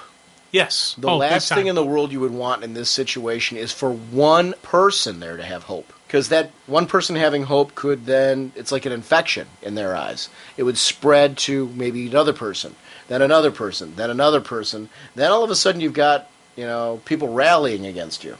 So they would keep them down. Yeah. And not only are they keeping them down physically, especially because they remind themselves, hey, keep themselves in check. Hey, this guy is protected by Darkseid, but you're only protected against death. Right. So they're going to keep, and they're throwing the mental torture as well when they talk about, they basically imply that Forager is dead. So even adding more to, if Jimmy's got hope, maybe that Forager can come in for the save. Your hope is dead. Haha. Deal with that, And once again, Jimmy throws out the threats of the power. They're like, we know all about your power. We know it only works if we try to kill you, and we're not going to kill you. We're just going to make you wish you had. Get back to work. And as Jimmy's trudging along, getting back to work, he's using some colorful language to describe his current position. And we see off camera, you kiss your mother with that mouth? Cloaked figure comes out of nowhere, grabs Jimmy, and Jimmy first starts struggling with it, and then we see that it's Mr. Miracle. And I was actually really glad to see him there. It was good storytelling to see this character. It's a character who I'm very fond of. It's great to see him, because Apocalypse would be a place that he is very familiar with. Yeah. Because he was raised here, basically under Granny Goodness. And what a horrible existence that was. And it's another one in the omnibus. The second volume starts showing flashbacks to his childhood and show basically when he was like a teenager, being raised under Granny Goodness, and how basically she taught them all to rely on her and to crave her approval. Basically, another more will breaking. She was an expert at breaking your will. There is no individuality. There's only what Granny wants. And Granny's good to you if you do what Granny wants. Mm-hmm. And you're lucky enough to have Granny's goodness on you. It's an interesting concept. So it's great to see him, though, come back to this place that had such a negative meaning to him, that he had to break himself away from. It was actually, who broke him out of there? It was Bardo, wasn't it? Right, yeah. I tell you, as Miracle frees Jimmy, Jimmy starts to ask him why he's on Apocalypse, and then suddenly, bam, he knows the knowledge about Barda. And he even's like, hey, oh, sorry, man, about Barda. And, I like the fact that, Olsen is still this nice kid who, he's going to offer condolences. He's in the middle of the fire pits of apocalypse. You could probably be a little bit understanding if he's not completely socially nice and, considerate, but still Olsen still does that. And, it's kind of just, neat that, Miss Miracle's like, oh, the information made it all the way down to the slave pits, and Jimmy starts explaining his powers and how he just knows stuff. Hold on, gonna sneeze again, or maybe not. I'm waiting for it. The anticipation. No, I'm not sneezing, sorry. It's like all that build-up for nothing. I know, I'm sorry. This is exactly what I'm talking about. Superman Prime would come here, and he'd be like, this guy promises he's going to sneeze, it's all that build-up, and then there's nothing. You're just like the Luthor he's talking about. You had the chance right there to sneeze and really give us something breathtaking. Like a sneeze that people would be glad to listen to in their iPods. But where's the sneeze, Jim? Where's the sneeze? I'm telling you, dude, you'd be tossed in the sun. So be it. At least I wouldn't have to worry about a sneeze that doesn't happen. Because on his perfect world, a person who said they were going to sneeze would sneeze. But you're a liar. I'm a liar and a thief. I admit it. There you go. All right. Okay. Mr. Miracle is on Apocalypse, and he's trying to track down Barda's spirit through Mother Box, but he can't find it. Also, he tries to use Mother Box to scan Jimmy, and even Mother Box is shut down by just the power around Jimmy. And he gets a basic power, concept of his power, but he really doesn't even get a detailed, understanding of what he is. And every single time we've seen someone try to scan Jimmy, we've seen that his own power protects him from the scan. So once again, even this is now apocalyptic, technology is unable to scan him. I'm like, what is, who is, why is Jimmy Olsen? I like that. I feel bad for his plight about Barda. Yeah. He's trying to let her pass on it. And just in religion, it's so important to people to believe that your love, the people that you're closest to, are going on to something better, going on to something more. That's what gives us meaning. That's why we're here. Whatever religion you're in, there is that feeling that's in some capacity you're passing on to the next existence or, some form of peacefulness. In her case, she's in limbo. He doesn't know where she is. She didn't go to the source like she should have. Yeah. And because of that, he feels a responsibility towards the great love of his life to try and make that happen, to be the facilitator to make that come about. And it becomes an obsession. And we see a lot of this in the Death of the New Gods and all that, which is just a great series that I'm really enjoying. That's my favorite one. There's one that would be a countdown tie-in, and that to me right now is my absolute favorite. I think that as a standalone miniseries in general is just another phenomenal. Jim Starlin, the artwork, Matt Banning's involved with that one again, who was Shane Davis and Matt Banning. They did the art chores over on Mystery in Space. Remember how we were gushing over that stuff? Matt Banning's actually this time backing up Jim Starlin on that. And it is I think the art's tremendous. It's very detailed. There's so much going on. It's great if you're looking for an introduction into the world of the New Gods. And you're like, I'd like to get my feet wet in there. I'm trying to decide whether or not to get those omnibuses, because it's a big footprint to be able to pick up those omnibuses, and I totally get that. Death to the New Gods, the miniseries, even if you don't like it, even if afterwards you're kind of like, I don't want to pick up the New Gods omnibuses, this really is very true to the concepts that I'm reading in the omnibuses right now. It's a great introduction to the characters and just what's going on. There's a big mystery as far as who's killing the New Gods. We saw it start off here in Countdown, and this is basically answering some questions about that mystery. Mm-hmm. I'm sure it's going to, in some capacity, tie back into this, and I'm sure this will give you what you need to know as far as whoever is responsible for that and how it ties into Countdown. In Countdown, you'll find that information. But if you want that expanded story, it's good looking. The artwork is exciting, and the storylines, it's some of Starlin's best work. There is a guy who I'd love to see a DC exclusive. As far as he's another one of those writers I'd like to see, locked into a DC exclusive, get him on board there and just say that, hey, we're going to keep doing cosmic stuff with Jim Starlin until he drops. I'm sure he wouldn't like to hear that. Well, I meant that I would like to see him around for a long, long time because it's great stuff. I wasn't like putting a time limit on that. Like, I want to see him just next making year. sure, man. You know. Although if he's on our Earth and Superman Prime comes back, we're going to go see that. But he's somebody that would really like to see more and more work out of. And you know what? Honestly, let me take that back. Not just cosmic stuff. His work on Batman and with multiple characters in DC that he's touched on, he's a great writer. He's a tremendous artist. He's really a creator that I just want to see locked in for them. Basically, the reason why I want to see him so locked into some kind of contract is just he's a creator that I want to just know I'm going to be seeing a lot more work out of. And you have to be, because I'm sure Death of the New Gods is doing well, and if it's not, there's something seriously wrong, because it's absolutely tremendous. Yeah. And it's one of those things where I'm hoping to just see more continuations of these anthologies I've been doing and things like that, because they're just great series. They're great. And no, I don't want them to see them dead. Okay, and yeah. I just want to see him like permanently at DC doing more of this stuff, because I'm eating it up. Yeah, dude, I completely agree. It's every time I've picked up some of his stuff that you say, hey, oh, you got to read this, Jim, you're going to like it. I have, and I am. It's one of those things where he's got that really cool writing style that I like. It fits with the comic book, the ideology of the written word as well as the physical, sight of it. It's a nice meshing and a nice flow through of his stories. He's another one of those creators that I will pick up work from, and I don't care what it is. He's just a great creator. He's touched on big characters. Death of Captain Marvel was his stuff. A whole bunch of stuff with Thanos over at Marvel. A whole bunch of stuff with Dreadstar. Dreadstar was absolutely, if you want to see a creator-owned character that is just well worth reading with a cosmic storyline to it. Vance Dreadstar is just a great character with a wonderful supporting cast. Jim Starlin's another guy. Just pick up his work because it's that good. And he killed Jason Todd.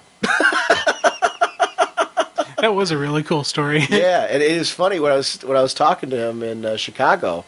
He had mentioned that the voting was just literally so close that he said it wasn't one of those things where it was like an overwhelming response from the fans that this character should die, which I found is interesting. I guess, and I knew that the voting was close, but it never really dawned on me just like that how it really close. could have been Yeah. just a few different votes could have changed that whole outcome, and this would be very different today. Yeah, if they hadn't killed him off then, what would we be seeing now? Would we still have Tim Drake? What would they have done with Jason No, we Todd? wouldn't. One day I was sitting there and I was just thinking about Tim Drake, and I was thinking about Robin, and one of the thoughts that popped in my head is, if they hadn't killed off Jason Todd, they still could have turned him evil. They still could have turned him into a bad guy, turned him into a Batman villain, and still made him... Do you think they would have done that, though?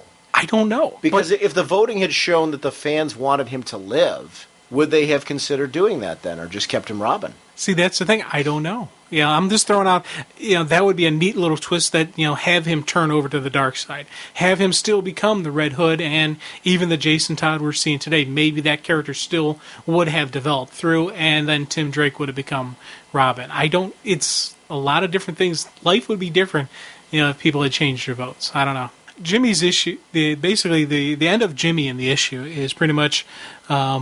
Mr. Miracle snatches them up and they start flying away. Now, Miracle kind of comes up with an idea and a plan for Jimmy. He goes, hey, Jimmy, do you trust me? Do I have a choice? Nope. Ah! As he throws him and drops him into the fire pit. I kind of chuckled with that one. I'm like, okay, well, Jimmy Olsen is going to die.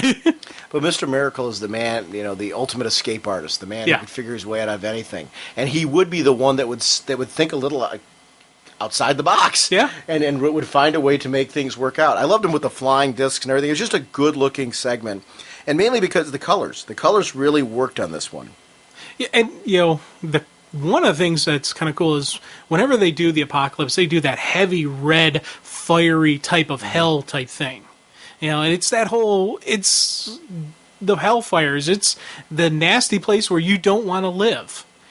They go right from that, segue right into, the fifth dimension where Mix's lady is kind of fretting over his disappearance. You had all this serious stuff going on with Jimmy, with Barda, with all the national stuff, and then they go into like this kind of comical sketch where, she's making tea, she's dipping the tea, and the tea bag is complaining that the water's too hot. She's like, ow, come on, it's already tea already.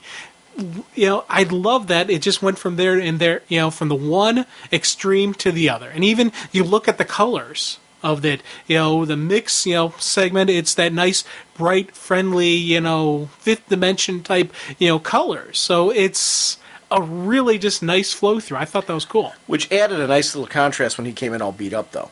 Yeah. Because he comes back in and he's really in bad shape, but terrified. Yeah. And you're right, this bright, vibrant world is a sharp contrast to that. Now, one thing, when he comes through completely terrified and he wants to seal off, the fifth dimension, do you think it's only because of Prime or because of something else he saw along the way? Prime.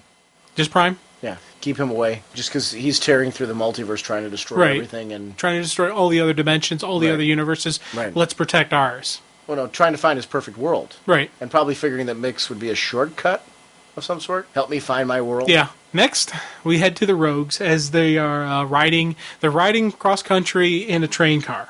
Once again, whenever you're dealing with the Rogues, there has to be some type of complaining, especially about Trickster being perceived as being gay by association. This time, however, it looks like, it's starting to get to Piper. And even, Trickster comments on it. It's like, what? The gay joke stopped being funny? Never funny here. And just the art on Piper's face as he's saying it really sells it for me. You can see that he's not mad at Trickster, but he's hurt by it. He wants to believe that Trickster is his friend. He wants to believe there's something more, to them than being just two people on the run because they have to be. Like there's a camaraderie growing on between the two of them. I don't, originally I said maybe it's love. I don't know. Oh, I don't see it as being that. But I see it more as being respect. Yeah, he wants that. Friendship, just realizing that, hey, this guy stuck through me through all this. There's been multiple times where we've kind of, working together, we made a good team. Yeah. And it even got to the point where when he was telling the joke about the homosexual thing, you're going to turn me homosexual, which really was funny. It did, yeah, I chuckled. But it was told in more of an endearing fashion, you know what I mean? Where at this point it's not a dig, it's more of a lighthearted joke, right? Which is a nice little twist. And he actually refers to him as Hartley. Yeah.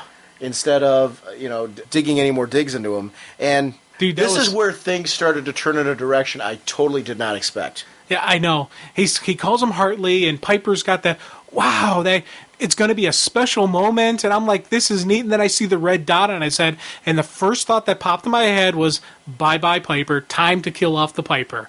And I'm like, oh, man, I was hoping he'd last longer than this. I see this more as being an ABC after-school special, homosexuals are people too. Yeah. That type of thing. I don't mean it in any way as a negative way. It has got more of that kind of vibe. Where like at the end result would be these are two buddies who before Trickster didn't like Piper because he was a homosexual. Now he understands him and he's a friend. Yeah. And this sequence. And don't forget to brush your teeth. I gotta throw that in there. Yeah. But one of the cool things with the way this sequence is laid out, you have the red dot on Piper's head. You actually had to turn the page. Now I don't know if they planned it so that it was a page turn, but I like the fact that you had to do that because that just anticipated and built it up because you flip the page and Are you saying it's a page turner? Oh, well, yes, it is. It's a page turner. You really are. It's a lengthy way of you just saying it's a page turner. I don't know if they planned that or not, but it's like right there at the end they want you to turn the page. Yes, Jim, it's a real page turner. Yes, it is. Thank you, Captain Obvious, once again.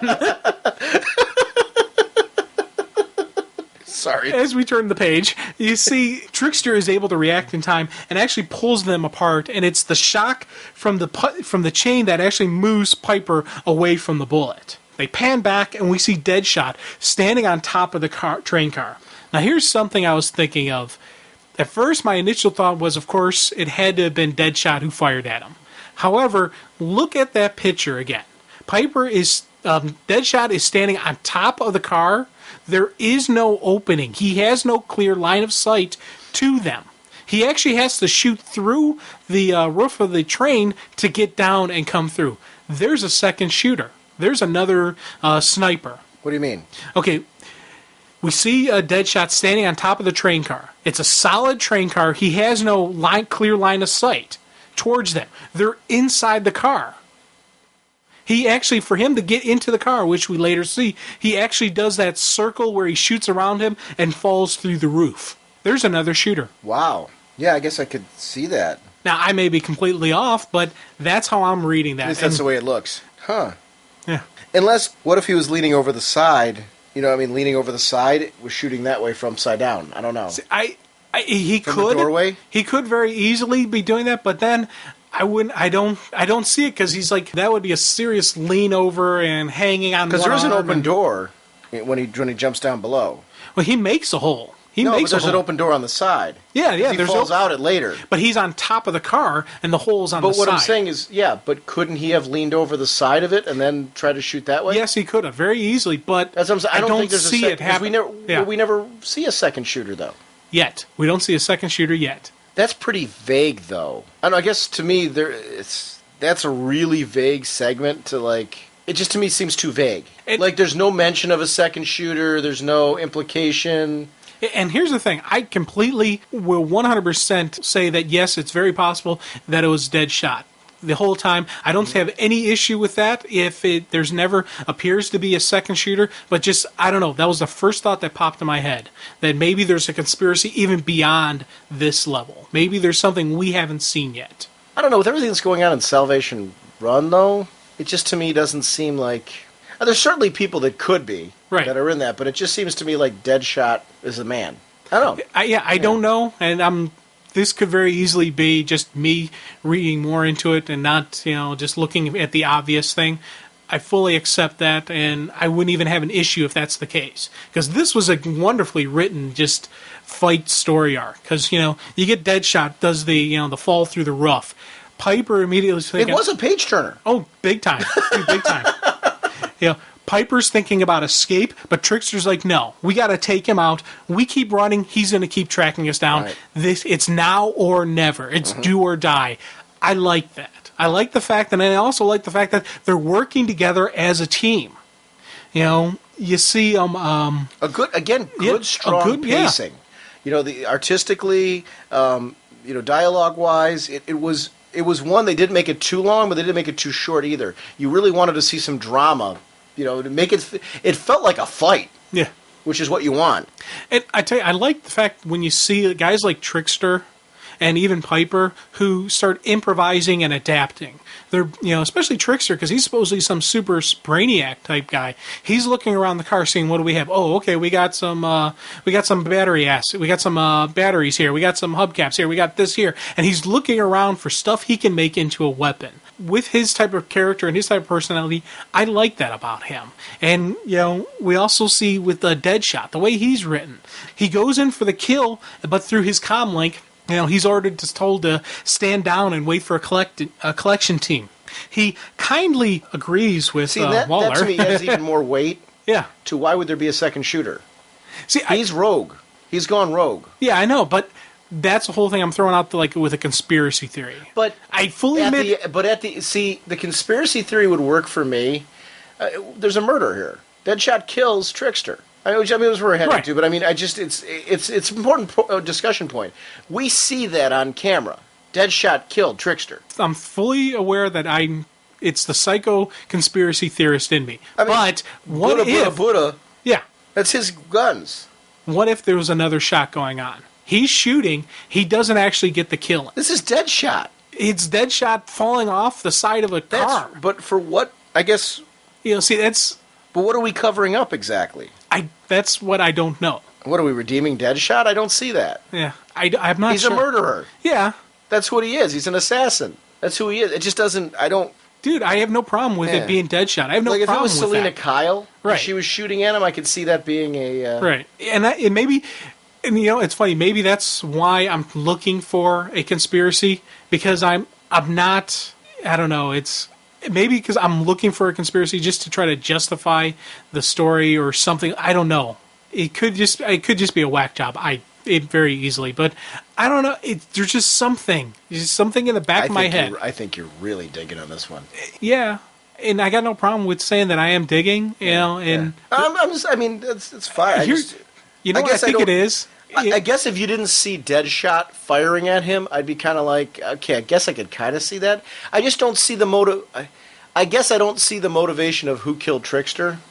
Like, what does that serve storytelling-wise? Like, who cares? And it's, as we're talking, I'm thinking why I want this to be a factor. Yeah, but I mean, and I you know why? Why? I kind of realized because I don't want him to be dead.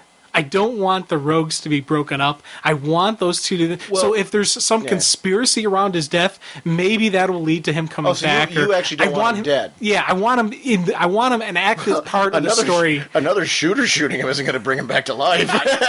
But if there's not true.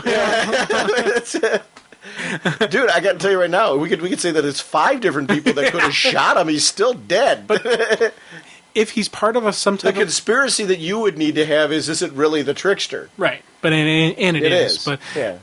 The one thing, it's like if there's some type of conspiracy, if there's some type of further story going on with Trickster, maybe he's still going to come back. And there's 2 Tricksters too, right. So there's room for. There was a newer Trickster, who was around during the Johns run. So and. I guess I don't know. I was always assuming that it was Piper was dead as a doornail. So to find out that Trickster was the one that died, that totally threw me. I did not see that coming, dude. I was like shocked. And kudos to them for the way they handled this because they really having the teaser with Trickster holding the flute. Yeah, right. Yeah, I tell you, looking at that final panel where Piper is holding Trickster, and you got the sucking chest wound, and one to the chest, one to the head. I'm like, dang, that is just a very powerful, panel there. He's just like, I was like, wow. And even the fight scene leading up to this was just some cool stuff because they're working together as a team. And I'm like, yeah, the rogues are kicking butt. All right. Oh my God, he's dead. What the heck just happened? Right. And I can't tell you how many times I reread this sequence of events, just looking for a way, maybe it's somebody else. Maybe there's something. And I started looking for a conspiracy just to keep him around because the rogues are my favorite story. And now the rogues are no more. Yeah. And loving, though, that Piper's got the same reaction that we do. Yeah. Yeah, just some of those facial expressions on his face. When they find I love that this becomes Weekend at Bernie's. Yeah.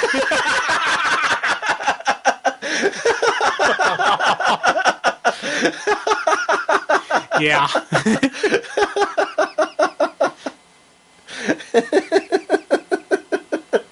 But it fits those two. It does. It fits that, he would do that. It also fits, Piper's character that he would do that. But that's another issue. Oh, yeah. In a little bit. But, yeah, dude. One of the things that did get me thinking, with all this death and destruction we're seeing in Countdown, we're seeing universes get destroyed. Trickster, we're seeing the new gods die. We're seeing all types of crazy stuff happen. Do you think a reboot's coming? Do you? Because I've thrown it out there a couple of times. Do you think it is? Something big's going to come of all this. Who knows? Who knows what they're doing? There's talk of this 5th world. There's all kinds of crazy rumors going around of who might live, who might die. There's big rumors going on about Bruce Wayne. Here's the one thing. That's first of all, I'm sure a lot of conversations have gone on at DC with ways to possibly move the universe forward and really make this feel like a huge event, especially with the success of things like the death of Captain America and how that generated buzz. I don't know. Anything's possible. I would take every rumor with a grain of salt. There may be some truth in them, but DC's become the masters of deception, sleight of hand. Piper and Trickster, they dangled that right in front of our face. Yeah. And really, they got me hook, line, and sinker with that. I was assuming Piper was dead as a doornail. It was done. I would have bet money on it. Oh, sure. That was how confident I was. And they handled it so well. And you never know. Like sometimes when they throw out little teasers like that, it actually happens. Other times it doesn't, and all that. I like that they're playing with us. That sometimes they're throwing out truths, other times they're throwing out half-truths, and other times it's just blatant deception. They're having a lot of fun with us, but at the same time, they're doing it for the sense to keep us interested in the storytelling and to shake us up and to confuse us and not know what they're doing. I respect it, because it's making my reading more entertaining. What I like nowadays, and this is across comics are becoming more and more aware of the internet audience. the fact that we are talking about our books, the fact that we do go to forums, the fact that we do look at spoilers, the fact that these things do happen, and they're saying, well, okay, rather than fight the system, we're using it. And I really respect that. I like it. No whining, no complaining, no moaning. We're going to get in there. We're going to use this system to make it more fun. Does it work 100% every time? No. But I like that they're trying. And they're trying new and different ways to shake up the storytelling and make it interesting. It doesn't always work 100%. Some of the stories, are very successful where people get really into them. Sinestro Corps is a great example of that. Or then every so often you get an Amazon's Attack where the people who read it are very divided. Very divided. And I would go as far as to say we're a minority in the fact that, you and I both enjoyed it. We're a minority in that one. But, they're trying to shake things up. They're trying to play around with things and concepts and give us some interesting things that we didn't expect. And I do respect that. It keeps me coming back month after month. I don't want cookie-cutter storytelling. I want you to make it fresh, make it interesting, try new things, shake it up a little bit. You want to say what's going to happen next. Yeah. That's what we come back for. That's what it's all about. It's otherwise, why have serialized storytelling? The Deadshot backup, dude. Dude, that was cool. I liked it. Yeah, it's nice to see Freddy take a tackle at this character, too, and put his own stamp on it. He did a nice job. This looks really, really sharp. It was nice to see, I guess, I didn't even know, some of his original background as, with Floyd Lawton before. Yeah, before he became, Deadshot costume came in. It was nice to see that. I like how that second panel was done from the perspective like we were getting shot at. What it's like to be a victim of Deadshot, because you just see like the hands there. It was really, really well done. And then just seeing some of his Batman history, Suicide Squad, and the family, which the family played a very big part in Secret Six, and having their it was just a nice little dance around his history, and I really liked it. So nice work. It's good stuff. Our next issue. You know what? Hold on. Before we do the next issue, why don't we take, this is a good point in time, why don't we take just a little bit of a break, shoot on to some listener emails. Do you want to do a couple listener emails? Cool. Let's do it. We'll fit them in, and then we'll go back to Countdown for a couple issues, and then we'll do that audio comment and close out the show. Let's get some emails on. We haven't done emails in a little bit, so let's go ahead and see what some of our listeners have to say in emails. Groovy.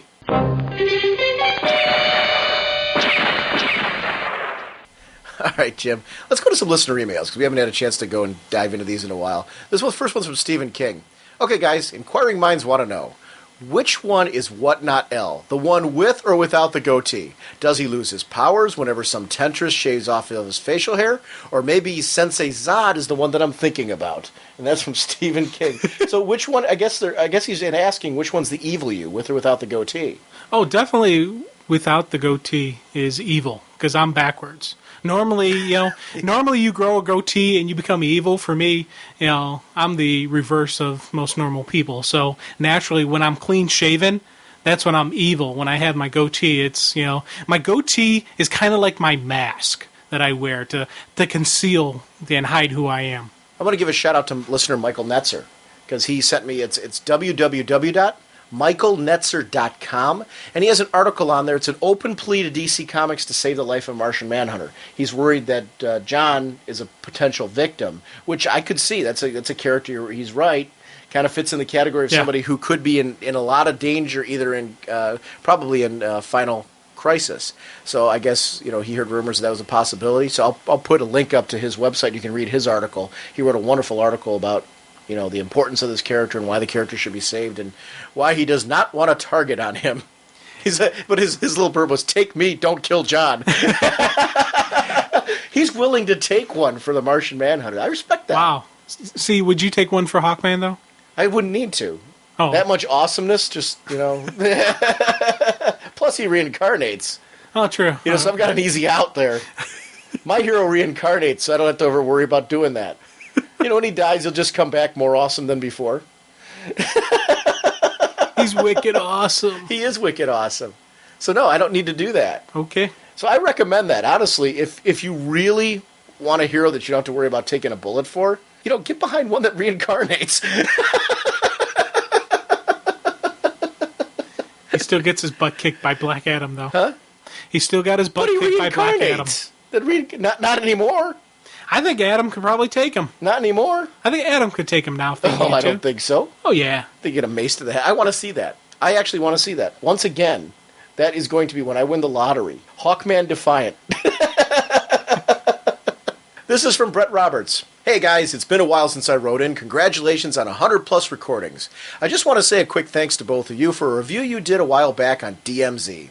I started picking it up in trades, and man, I love this book. I am up to the third trade now, but I'm going to finish the Preacher Saga before I go much further with DMZ.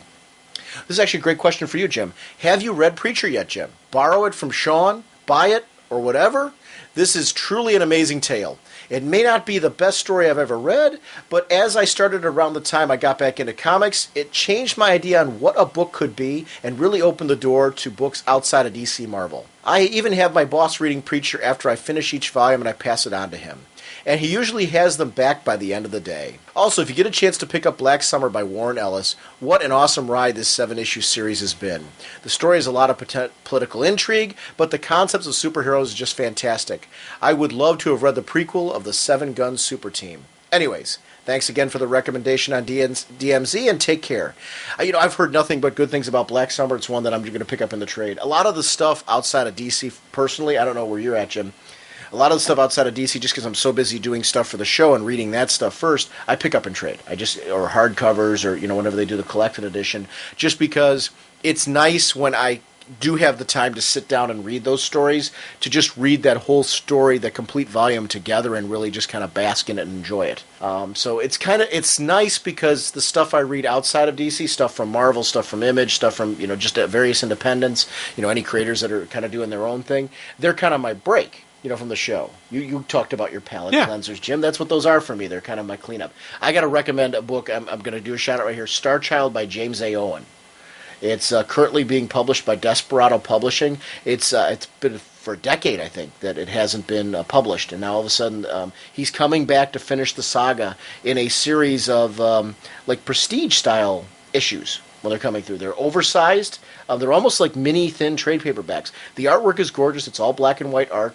But anybody who's a fan of Bone, of Lord of the Rings, of fantasy stories with a little bit of more of a realistic twist to them, should definitely check this out. It's another one. Fables. Anybody who's reading Fables would be right at home reading James A. Owen's Star Child. So it's Desperado Publishing. I know it's outside of DC, but it's an independent book right now that it's near and dear to my heart. I picked it up back when the old Hero Illustrated was coming out, which was kind of like a wizard.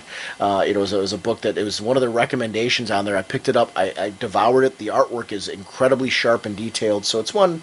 Just want to give a little shout out to it because it's an important book to me. So just because he was talking about Black Summer a little outside, so he gave me the end. Preacher, Jim, have you read Preacher?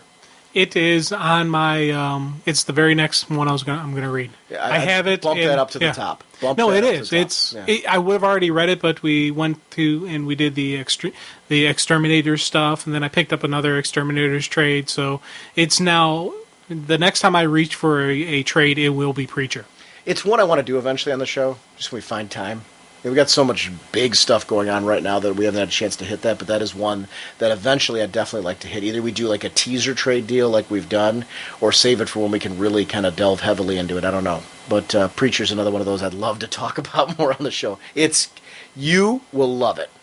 Okay. I guarantee it. Matter of fact, I will guarantee that if you don't like it, I will pay for the trade. Oh, okay. So if you buy it and you say to me, Sean, this stunk, I'll buy the trade off of you. I'll give it away. It'll be a show giveaway.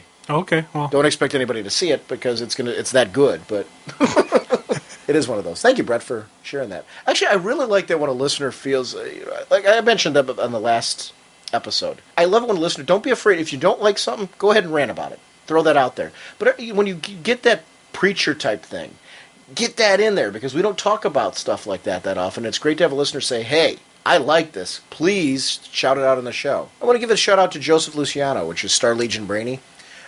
He offered to make some Raging Bullets t-shirts for us. And the purpose of it would be that they would be shirts that we would sell on the site, but all the profits would go towards the Hero Initiative. So if he makes those up, I will be glad to put those on the site. As a matter of fact, what I'd really like to do, because he's got a good point right there, it was Raph from Geeks Unite. Raph made a mention on the forums that it would be nice to have some updated shirts, because I made the shirts back when the podcast was starting. So, I mean, they were very quickly done. We've gotten a lot more fan art for the show since then and all that. I'd like to update and put some more shirts on there. I'll have to go through and come up with some graphics. Actually, if anybody is good at doing any kind of high-res graphics or anything like that and they want to put them on the site, I wouldn't mind doing all of our shirts that way. Like kind of revamping our shirts. So if anybody's good at shirt design and good at doing the kind of high-res graphics you need to make up good shirts, and anyone has a talent in doing that and maybe has a website that they think we should be, doing the shirt thing from, I'd love to set up a more diverse merchandise section up there, but then do what they're saying. Any proceeds that come from it would then go towards the Hero Initiative. I like that idea. So it's one, I kind of want to take his and expand on it. So if anybody, certainly if he does the shirts, we would certainly sell those and donate them for Hero Initiative. But that'd be kind of fun to just take something that, it'd be great to have our listeners kind of, if they go to a con, be able to wear some Raging Bullet shirt. But something that looks, the ones that I have on there, they look bad not because of the artwork that's on them. It's because I don't know what I'm doing. It's just not a talent of mine. I am not a graphic designer. I have zero talent in that department. So if there's anybody out there who does and they want to, create up, because I know that you need a certain resolution of art in order for it to print right on a shirt. Yeah. So if anybody's really talented at that and wants to take a stab at it, I will throw any of them up there that you make. Especially if you guys got recommendations on websites that I should use. Yeah, especially that, because that's part of the problem we have with our shirts now. I don't think the site we're linked to is like a higher end type thing. Yeah, I'd like something that puts out a good quality shirt at a good price. Something where somebody gets it and it feels like a good shirt. Because the ones that I got made up that I wear at the cons, I forget the website that I got them from. I spent a premium on them, though, because I wanted something that was a nice T-shirt that I really would enjoy. But if anybody, has a talent out there, wants to create some Raging Bullet shirts, want to have some fun with that, something that advertises our podcast and yet listeners can kind of choose from some different things, definitely send those to ragingbullets@gmail.com. My idea, I agree with the idea that they should go. I'm not looking to make a profit on the podcast. It's just not this is a hobby thing for me. And I know you're not looking to do that either. Anytime we've gotten donations from listeners and all that, they were never a profit type of thing for the podcast. Basically, if something covers our server costs and we break even on that, and then anything else, in my opinion, if it can go to things like Hero Initiative and all that, I'm a school teacher. You're in banking. If we can break even on our costs for putting together this show, anything else that we get out of all this, I would love to see just go to Hero Initiative or something like that. I think that, to me, if we could accomplish that goal as a group. So if listeners are out there and you're talented, in a big shout out. So thanks to Joseph Luciano for coming up with that idea. I think it's a great idea. I'd love to expand upon it. Jim, this next one's from Andrew Loeb. Dear Sean and Jim, I love the show, but I'm still listening to the episodes in the low 30s. I do not know if you have done any of these storylines, but I think they are important. Sinestro Corps War. It pretty much brought out the future storylines for the next couple of years. 7 Corps, Blue, Black Lanterns, and such, and it severed the main Guardian, Gantet, from the Corps. War Games. It was the second Robin death and also the epilogue, War Crimes. Bruce severed ties with Leslie Tompkins forever, unfortunately, and I liked her. Quiver, hello, it brought back Green Arrow. And now for some questions. In the episode that I'm listening to, you guys review the Englehart era, Part 1. Wonder Woman being a biatch. And there is a scene where Hawkman, tweet tweet, uses the Atom as a weapon. Is this not the reverse of what happens in Identity Crisis? Have either of you read Superman Batman by Jeff Loeb? I just wanted to point out some funny moments. In issue 2, the banner when Soups and Bats are getting into the cave is hilarious. Your butler guards the cave with a shotgun? Don't you have a spare Mr. Freeze gun he could use? And in issue 4, when they have to distract the Toy Man. All eyes are on Power Girl, and it takes some time for her to realize why. Sorry for the long email. If you read it on the show, feel free to paraphrase. I love the show. Andrew L., and that's he's from California, and he's age 14. I've read all these. I don't know if you have. Sinestro Corps, obviously. Yeah, we all read that. Yeah. We've talked about it on the show more casually. We did the first issue when it came out, and we talked about it more casually. I still say that is one of the best events I've ever read. Yeah. There's been a lot of great events. That's definitely up there as one of, and that opening comic is one of the best comics I've ever read. There was absolutely not a wasted moment in that entire issue. So it was one of those that the whole creative team kind of gelled together, and that happens. There's comics where I would have a tough time making a top 10 list of my favorite single issues of all time, but that would be on that list as just a wonderfully well-paced issue. I'm curious to see how it holds up like a decade from now, and I can't imagine it not. Dude, think about how well Rebirth has held up. Sure. This is going to be that. Say, this is for me was Rebirth taken to another level of just oomph. I was like outstanding. Just I think this whole Jeff Johns run, when it's done, this trilogy of stories that he's got planned, the big ones, I think at the end of those, it's going to be just one of those special runs that are just going to be remembered and talked about.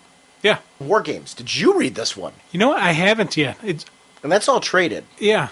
Well, this was one of those goofy ones where, goofy in my mindset, I actually went out and sought the individual issues. I have all the individual issues of it, and I just haven't had a chance to sit down and read them through.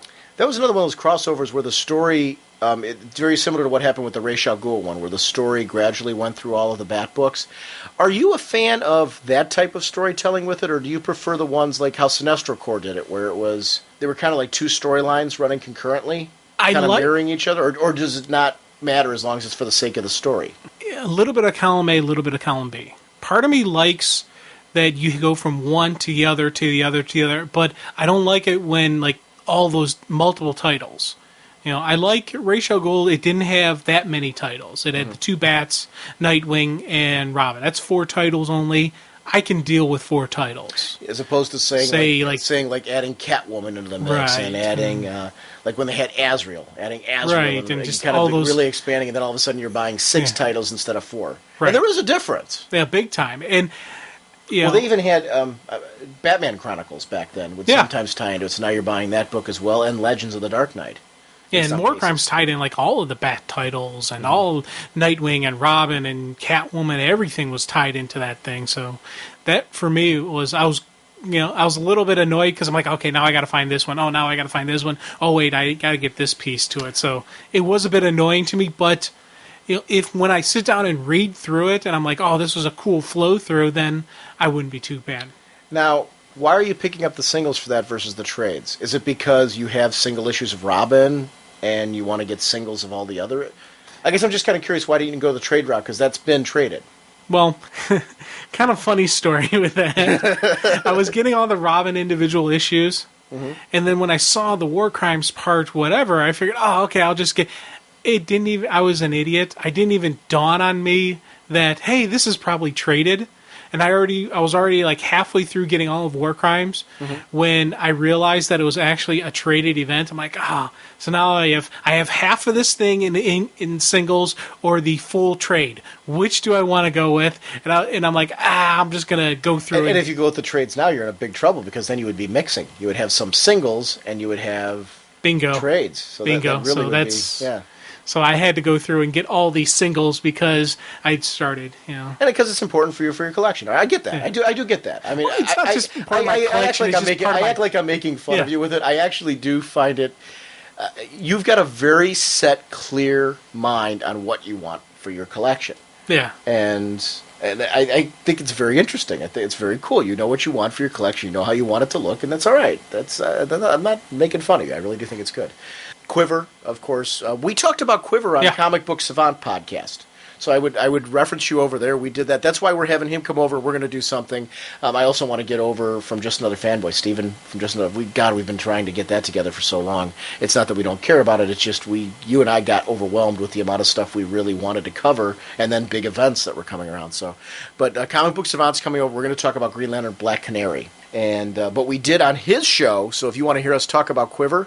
It's the Comic Book Savant podcast. I'm forgetting the episode offhand, but it's definitely referenced on our show and certainly on his website. So it's the Comic Book Savant. If you go to ragingbullets.com and look for the Comic Book Savant podcast, there's a link to it on ragingbullets.com. And that was a fun episode. We got to talk big time. We got to talk big time about Green Arrow, Quiver, and just what we like so much about that story. So that's good.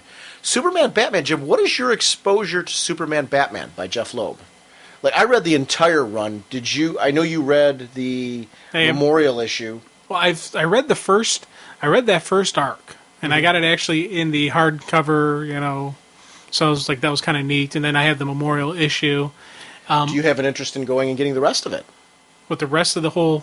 I mean, the Jeff Loeb run, at least the first 20. The Superboy issue that you were talking about was the last issue, right? That Jeff was on. That run was the one that introduced Kara Zor-El.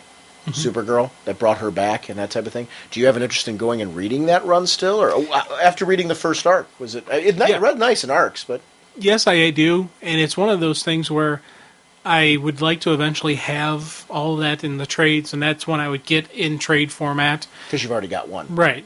So, but it's not even that. Just I think I wouldn't want to go. But it's not like I'm sitting there going, "Oh, I must get this. I must read this." It was a great read. I loved it. I thought it was just a really cool story. I got so much on my plate right now that I'm like, I don't need to get it. You know, like I would recommend that, especially that initial run right up until the Memorial issue. It really is some great Superman and Batman stories all the way through that had impact. Impact. Actually, there were some references and lead-ins to Infinite Crisis straight from that particular series as well too. So it was a very important series. So cool. Yeah, don't apologize for the long emails. It was actually a very good email. Got us talking about some very important things. Jim, this next one's from longtime friend Jenny Beretta. Dear Sean and Jim, Pendant Audio Batman, still on Venom, has Jason in his head telling him to kill Strange and escape. Robin calls for backup, and all the teams and allies are busy. Pendant Audio Wonder Woman is set on killing Circe, with or without Athena's blessing. And Cassie is now mad, sets people on fire. So, Jim, do not piss her off. Pendant Audio Superman is on Krypton in jail and made friends with the scientist who built the rockets to escape. Pendant Audio Supergirl is in a town called Swifton, in where the bad guys have weapons that make you think the next crossover will be worse than Imperium, which might happen in May 2008 on Superman's 40th episode or February 2009 on Superman's 50th. Oh, Pendant Audio has a production of Star Wars, which is now on iTunes right now, and I'm enjoying listening to the 100th recording, and that's from Jenny. That Pendant Audio stuff is really, really good. They're full cast recordings. I can't recommend enough if you're looking for some superhero drama.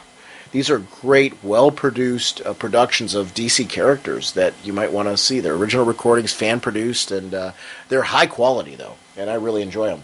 So that's one I still continue to listen to those. This one's from Jim Dietz. Hi, guys. I just discovered your podcast recently, but I really enjoy it and the energy and enthusiasm you both bring to the hobby of comics. I'm an ex-Clevelander, and I, just like you, Sean, got into comics through the old Filmation DC cartoons and reruns of Spider-Man cartoons from the 60s. Do you remember Superhost? I think he was a local weatherman who'd dress up in a Superman outfit and make his face up like Alfred E. Newman, and showed truly bad MS-3000 grade monster movies on local Cleveland TV. I also think he showed those superhero cartoons. Anyways, I was wondering if you were coming to the Pittsburgh Comic-Con in April. If so, I'd like to extend an invitation to you to do your podcast in my restaurant if you so desire. I do a geek-themed brunch every Sunday with theme-named dishes. Example, a recent old superhero video game-themed brunch that featured Mario's 1-Up mushroom and a Metal Gear salad. I'm a chef and restaurant owner and a geek, and I'm doing my geek brunches, which is fun for me.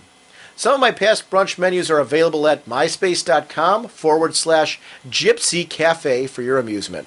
I'd happily host you and do an appropriately themed brunch if you're interested. I just thought I'd offer. Anyway, keep up the good work and keep on listening as I cook.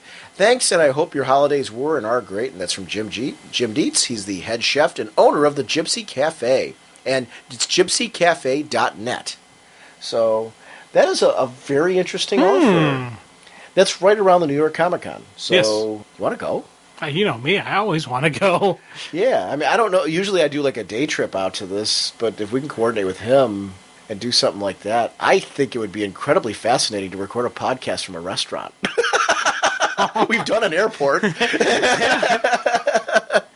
Hey, if dude's offering, yeah. Dude, I'm down. I'm up for it. Okay. So let's just announce it here. I will be emailing you, and we will do something like that. So Yeah, we'll figure out something. It should be fun. it was one of those things where you just like, ow, the arm twisting. You know, like the Pittsburgh Comic Con, I was already on the fence. You know, like, am I going to do that because it's so close to New York this year? Am I going to go hit the Pittsburgh Comic Con? And I'm like, maybe not, because I'm going to New York. I'm probably going to New York. We haven't officially got an invite yet for Podcast Arena, but if we get an invite for Podcast Arena, I'm doing New York for sure. Yeah. wow, guy's offering us to do it in the restaurant. I like the Gypsy Cafe. We're going to be there. All right, let's do it. Hey, that's a very nice offer, and thank you very much for it. So there we go. This is from Dan. It's Taube, and I don't want to butcher his last name. So, dear Sean and Jim, I am a new listener of Raging Bullets. While yours was not the first comics podcast I listened to, it is the first independent one. I listened to the DC and Marvel podcast first. I've tried listening to other independent comics podcasts since discovering yours, and it's just not the same. You guys are definitely like the CNN of comics podcasts, the most in-depth, insightful, intelligent, and entertaining of the comics podcasts. Listening to your opinions has caused me to reevaluate a few things, not the least of which is the suckiness I thought of Countdown. I stopped buying Countdown well over a month ago, and after listening to a recent podcast of yours, I went out and bought issue 29 or 30. Whichever one has the meeting of Jason Todd and Jason Todd, Batman, and the Jokester et al. I'm giving it another chance due to your enthusiasm and passion for the series. Also, after listening to about 10 hours worth of you guys putting together a comics podcast of my own sounds like it could be fun. I always do a lot of research before doing something like that. Can you recommend any resources where I can learn about podcasting and what goes into it? I would appreciate it. Again, really enjoying all of your shows. Keep up the good work. Have you ever thought about bringing it to cable TV a la Siskel and Ebert? I bet a lot of people would watch. Just a thought. And that's from Dan. It's Taube. Just because I don't want to butcher his last name. He actually has a follow-up, too, before we actually get into his specific comments, because I saw that he has a part 2 here. Oh, yeah, and one more thing. In addition to Countdown, I went out and picked out both issues of Gen 13 and The Midnighter due to your show. Great reads both, so thanks a lot. And Gen 13 and The Midnighter, Jim, let's just go right into that. That's, again, if you missed that, these are all being collected in trades. So the Wildstorm stuff, if you didn't get into the Worldstorm stuff, go get them in trades. That stuff's great. And pick up whichever one looks most interesting to you. I could recommend all of them. I think each one has a very different flavor to it, and they're well worth picking up. Yeah, I've gushed many times about Gen 13, and I will continue to gush about it. It's just a really fun, good, team read. And Midnighter, come on, he is just the cool character that I can really imagine his would read wonderful in a trade format. That is one definitely, when you get that full first arc, especially that first arc, I think that would be a really fun read. Yeah, as far as resources for podcasting, I just did a Google search, honestly, when I wanted to do it for podcasts. There's a lot of recommendations out there for podcast equipment, for podcast recording. I use a free program if you're on the PCs called Audacity. I know that on the Mac end, GarageBand is very popular. I know there's a version of Audacity for the Mac as well, though. Audacity is great. It's free. It's a great way to get your feet wet. My recommendation on equipment and things is, run a headset mic, just to get your feet wet and get started. And then you can decide, if you're having fun doing it, then you can invest more. I invested when I did it. I had already been fortunate enough to have done some stuff with Ian Levinstein over on Geek Speak, where we did the cartoon show, and CGS was always great. Comic Geek Speak with audio comments, so that's how I got my feet wet. So I knew I was enthusiastic about doing it. I really wanted to do more, so I invested right away in equipment because I knew I was already very into it because I'd done that. That's another great thing too. A lot of podcasts, including ours, accept audio comments. It doesn't have to be our show. There's a lot of them out there that accept audio comments and listener contributions. That's another great way to get your feet wet and just see, hey, did I have fun doing that? And if I do I want to expand that? So, you could always do that route. But if you're ready to dive right in and you're like, hey, I've got this great idea for a podcast, just start recording it. I know it sounds like very simplistic, but it's really quite easy.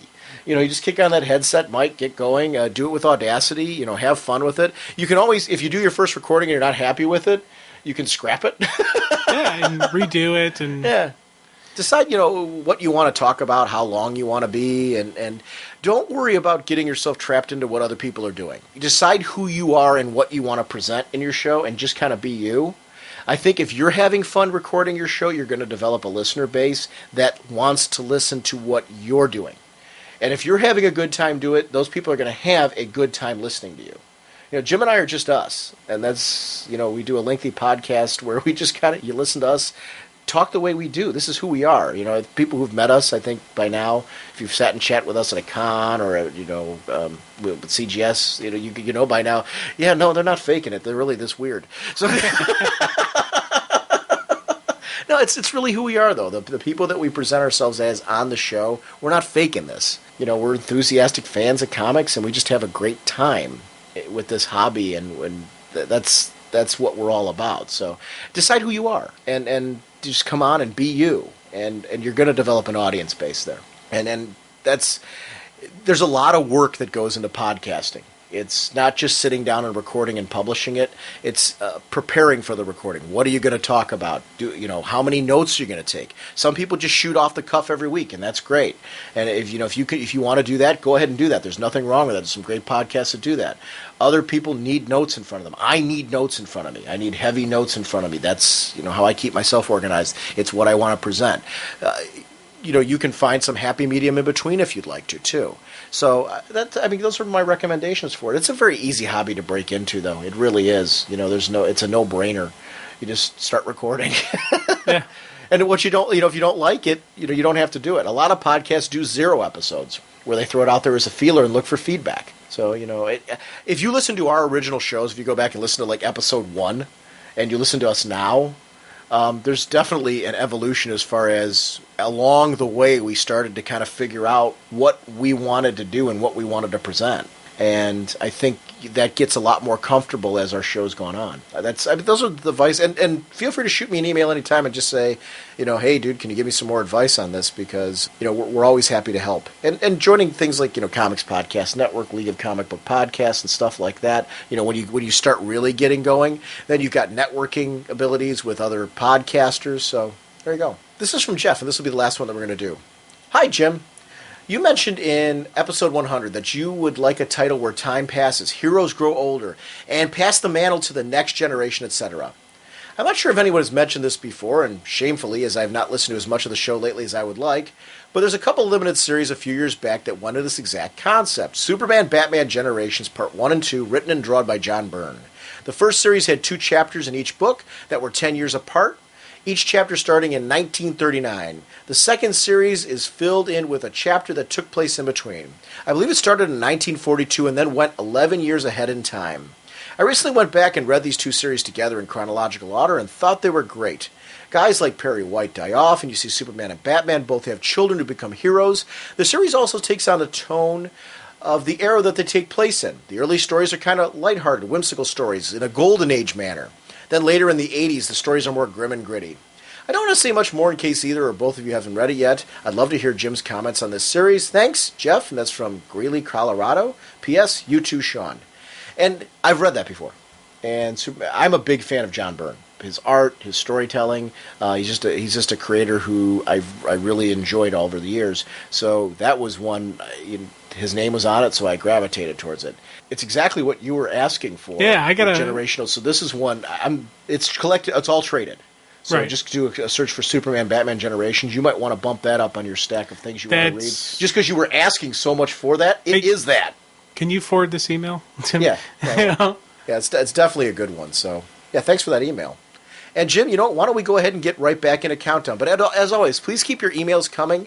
We'll try to get to as many as we can, but periodically I'll just pick random emails, and I usually start with one email and just start going through a whole bunch in order, which is what we did right here. So we definitely welcome your comments and want them on the show. So thanks again. Mothman. Jim, this is your baby. Oh, hold on. Hold on. Jim, professionalism. My throat was parched. I had to take a drink. All right. Are you better now? Much. All right. Okay. Our next issue will be Countdown to Final Crisis, number 21. The writer is Paul Dini with Sean McKeever, story consultant Keith Giffen, pencils by Jamal Eigel, inker Mark McKeenan, colors Pete Pantazis. Dang it. Sorry about that. Pete, Pantazis. I'm going to get that right. I want to get it right. How are you going to do that, though, if we don't really know his pronunciation? Well, I want to get it so I do a pronunciation where I'm confident that I'm saying, yes, that's what it is. Okay. And I'll get that eventually. You're the man. Yeah. Letterer, Travis Lanham. Cover by Carl, Kerschl. Assistant editor, Elizabeth Garland. Editor, Mike Carlin. And this one, the cover on this one, it was appropriately disturbing. I don't mean that as an insult in any way to the art. It's Granny Goodness with Desaad basically hugging her leg like a puppy, which fits Desaad because he's just like a little weasel. Yeah, that's what anyway, he is. Yeah. yeah. So I mean, it's a cool cover. It's just very disturbing, and I do mean that in a complimentary way. But this is our follow-up to the revelation that our Trickster friend's dead. Issue opens up with Piper and Trickster. And I like the fact that Piper is trying to revive Trickster. He's using the shock collar kind of like a defibrillator, and he's, taking the pain just to try to get, just to get the Trickster back. Of course, when you get a bullet in the heart and the head, a defibrillator is not going to save you, but it's a very realistic reaction for him. It is if there's a conspiracy about a second shooter, though. No, seriously, because if there was a second shooter, it's possible that he's still alive. You're number one, buddy. You're number one right here. I just want to note that, because we had that intellectual conversation before, that if it wasn't Deadshot who shot him, and there is possibly, it's dawning on me now what you were really saying back then. So I'm trying to follow through in this logic. If Deadshot did not shoot him. Hold on. If Deadshot did not shoot him, this is what you said. You said, I'm hoping that there is a second shooter, because if there's a conspiracy, it means that he might still be alive. The stages of grief are very specific. One of them is, of course, stupidity. No, I was going to say. I'm sorry, I'll say it nicer. Dumbfoundedness. No, it's that whole bargaining, not accepting of it. It's I'm just. That's what I was going through. I didn't want so Trickster just to die. messing with you. I'm sorry. I am really just messing with you. I just found it completely fascinating that's where it just dawned on me. I'm like, wait a minute. What does the second shooter really matter at all as far as whether or not this guy is toast? It doesn't. But it's. Hey, come on. As I said, I fully admit that it was a bit on the off key, not the most logical thing I've thrown out there, but still, it was just something that I was feeling, and I was very passionate about it. As I'm writing my notes, I'm like, wow, this is kind of neat stuff. I may be blowing the lid off of something huge here, and then as we're talking, I'm like, God, I'm an idiot. But it was also. Part of it was also, I don't want Trickster to be dead. Oh, I'm with you. I want him and to we're be 100% in sync there. You You're right. This was the ultimate buddy cop movie. It still kind of is, though, because it's Weekend at Bernie's 3 now. Which is, but, I hope there wasn't a Weekend at Bernie's 3. I know there was a 2 for sure. Yeah, I don't think there was a 3. But after multiple attempts, Piper kind of realizes what's going on, that he's not going to resuscitate him. And we see a little problem, when just, typical Rogues fashion. Just when you think things are bad, they're going to get worse. As the shock collar goes, initiating failsafe with subject B dead. Detonation in 24 hours. Kind of like what the heck do I got to go through, man? One, his buddy he's attached to is now dead. 2, the thing's about to blow up. Piper kind of gets this acceptance look on his face and kind of sits back and says, okay, let the fate be what it is. And I kind of liked how they did the panels where they showed, the train just rolling along, and Piper's kind of like, I am what I am. This is what's going to happen. I'll deal with it. This is great because it's Jamal on the art. Yeah. Jamal Igle. And this is it's really good art. It's another one that's just, really delivered. And Mark McKenna and Pete on the colors, it just had a really nice flow to it. The Countdown art, it's funny. There's a lot of negative criticism. I never really thought it was bad art on Countdown at all, at any point in time. But it is, I am gushing a lot more about the art the more it's gone on. Like, it seems like they're getting the right creators on there who I think are appropriate for the particular issues, if that makes sense. Like, the events that are going on in them, and really connecting them with it. This is really just a good-looking issue. Right after we see this, off camera, we have a poor little Piper. I'm afraid you're due for some very unpleasant surprises. But as I've always said, life is such a fragile thing. And we see that this is Desaad actually talking as he removes the trickster's piece from the chessboard. Of course, this one scene here fueled even more my rant about there's a second shooter, there's some conspiracy going on. Maybe it was Darkseid's minions who wanted Trickster dead, not, it wasn't Deadshot. And so once again, it sent me on a tizzy just thinking, yeah, it could be just, they're using, Darkseid's going to use Piper somehow to trigger something to go towards the final crisis. And all these things are going through my head. And I'm thinking, wow, this is something huge. And I don't think it is anymore. But, It all revolves around the second shooter. Yes. Who is Commandy. You heard it here first. This leads to a nice little, very interesting discussion between Desaad and Granny Goodness. They're talking about the future of, the universe, of the fourth world, of everything. And I've really found it kind of cool that Desaad isn't concerned over the death of the new gods. Let the fourth world crumble. I embrace the coming crisis. Knowledge is power, and Darkseid knows all. I kind of dig that. I like that. I thought that was it's just one to grow on. Yeah. Yeah. It's like a Saturday morning one to grow on. Knowledge is power. Well, I wasn't thinking that, but, I can see that as well. It also, Darkseid has given Desaad the catalyst for the great disaster. What the heck is that? Because, they're talking about how he's got the trigger for it. And now, are we talking Val, do you think?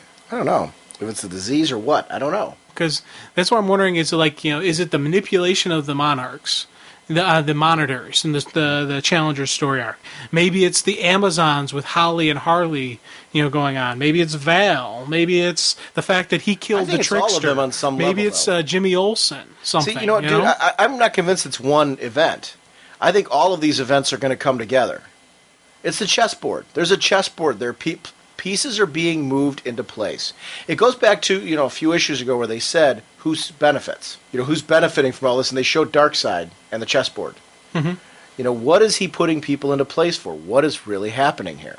We got to see everything come together. Yeah, that's the great mystery that I'm really wondering. What is the disaster? What is the final crisis? And is it completely just Darkseid, or is there still another player that we haven't seen yet? Have we seen all the players that are going to be a factor in this? I don't think so. Yeah. I think there's still reveals to be had.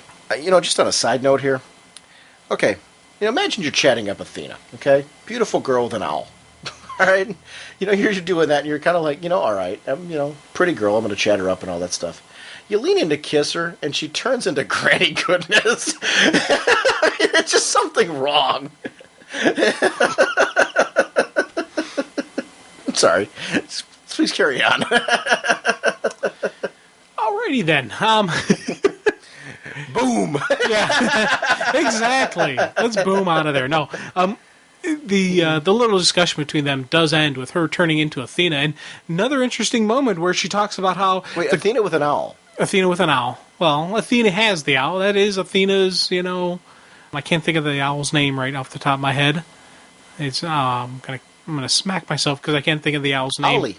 No, it's not Ollie. Ollie's and it's not Hootie or anything like that. Yeah. The owl has a specific name, and I'm drawing a blank for some reason. But oh well. But Granny does say to Desaad that the Grecian gods still resist captivity. And we may need to take this a little bit further, take additional steps to be made. So I forgot about them. Yeah. I gotta be totally honest with you. I totally forgot about them. There's still like this whole set of gods that have been held captive. So they're going to come back eventually, and I think that's where we're going to see the resurgence of the Amazons and probably the return of the Amazons and everything. But will that be the final crisis? Will that be after the final crisis? Will that be who knows? I don't know. Yeah. Because it's one of those things. And once again, we get another great segue because we got Granny talking about turns into Athena, booms back to Themyscira, and we head right into Harley, Holly, and Trisha as they're running across a platform of what looks to be like some giant lake of fire. And the image pans back, and we see this is some serious training area that they're going through. It's got, your typical stuff, like a climbing wall and, some climbing different type thingies. But it also takes it to the next granny goodness level where you have electrified fences that you have to crawl under. And there's like mounds of these loose stone that they have to run up. And it's... What you laughing at me? What did I do? I don't know. Just at the beginning when you do such a... It's got all kinds of different things, like a climbing wall and some climbing different type thingies. How do you describe those, huh? You look at the picture. You tell me how to describe it. You're right. It's climbing different type thingies. Yeah, it's it's your training facility. You'd expect to see it, but it is taken up to a next level because... I know, you're getting into the barbed wire and stuff. Yeah, there's some serious... That's a little bit hardcore there. That's right. It is hardcore. Yeah. Yeah. Now, you see Harley and Holly able to run up this mound of the loose stone, but Trisha has a problem, and she slides back to the feet of some waiting guards. And I tell you, I'm wondering, you think that's the last time we see Trisha because she failed? Or is it just they'll encourage her and give her the proper guidance to get up the hill? I don't know. Yeah. I'm totally with where you're going on this one, that she could be toast. Yeah. Keep moving every woman from herself. I don't know what they're doing with the ones, because they're obviously looking for these to be female Furies. They're looking for them to be that generation. And, I don't know, are the other ones expendable? It fits Granny Goodness's M.O. Yeah, if they're making Furies and not Amazons, then you're not going to want the ones who fail one task. No. You're going to want the ones who keep going and going and win, that keep pushing themselves beyond that. So that's why I'm thinking... That may be the last we see of her. Part of the body tossing? I'm thinking she may be part of the body tossing. She may be dinner. Who knows what they do? I don't know. You think Granny eats them? Or maybe the Amazons eat them and not realize it. It's like a Hansel and Gretel kind of thing. Dude, would you be surprised? No. See, neither would I. No. After Sobek, all bets are off. So it's like Holly and Harley continue on, and they come into the the wooded area, and it's funny because you actually see that Holly is enjoying this. It's like a sense of freedom for her, and she feels like she's actually empowered. Granted, she's in this training facility; she's really trapped on Themyscira, but in her own way, she sees this as this is Harley. Yeah. Harley, you said Holly. Oh, sorry. Harley's the one that finds it exhilarating, and this is, the adventure. It's her whole bubbly personality. Yeah, it fits her. Yeah, and that's, and it's like the freedom for her, even though they're in this situation. I like that. It fits her, though, the rush she got from the Joker, too. Yeah. It's kind of, it fits her character, definitely, to a T, that she would be enthusiastic about this because it's life on the edge still. Yeah. It's still that life on the edge that she was seeking before.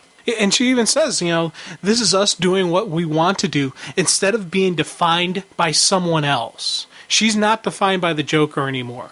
Holly isn't defined by Selina anymore. They are their own person, even if they're really not, but in Harley's own little weird way, she is. It is the reason why they connected with those characters, because of this side of them. Maybe learning how to be themselves without being pigeonholed into being the sidekick, maybe. If that makes sense. Yeah, exactly. As they're going along, they see a little cave, and Harley immediately wants to go exploring. Hey, look, a cave, just like you-know-who. I kind of chuckled at that. But, of course, Holly isn't too keen on it, and you get some really cool dialogue banter between the two of these. Two unarmed women entering a pitch-black cave. That always goes well in the movies. See? No worries. Sarcasm's totally lost on you, isn't it? Just bam, bam, bam, back and forth. Same stuff I like with the Rogues, I'm seeing, in a way with these two. And it's something that's been growing and developing between the two. And I like that. Of course, they do eventually go into the cave, and slinking off in the shadows, you see someone watching them through the shadows of the cave. And, of course... With a big sword. Yeah, with a big-ass sword. And your first thought that popped in my head was Hippolyta. I know it probably was yours as well. Sure, yeah. It was, especially with the outline and the way she was drawn. Yeah. It was nicely done.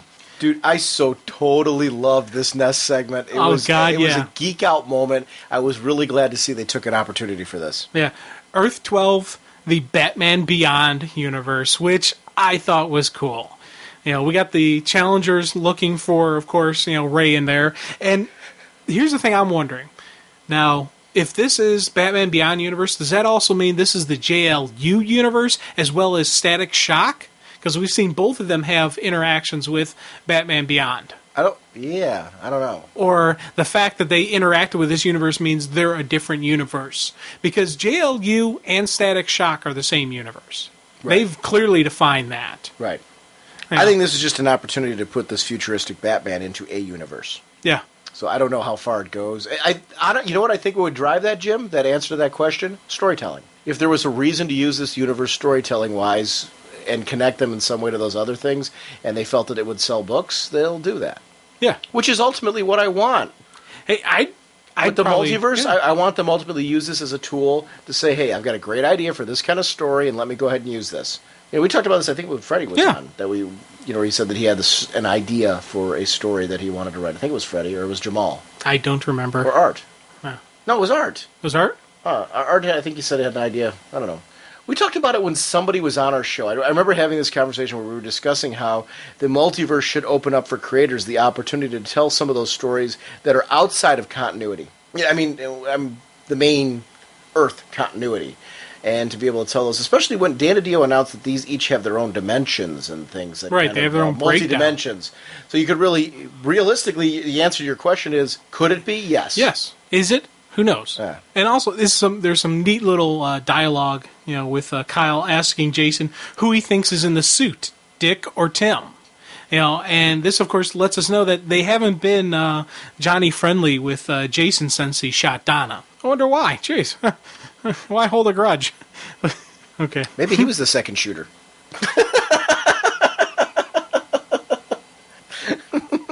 Dude, man, this is one that's never going to end, is it? I got that feeling that, We shot Donna. Yeah. We've seen it happen before. It wouldn't be outside of his M.O. Oh, no. I'm just thinking of something. I'm not no. Go ahead, please. No. You can't do that and not say. I'm just thinking of a Where's a Whatnot Now. We'll see that I'm the second shooter.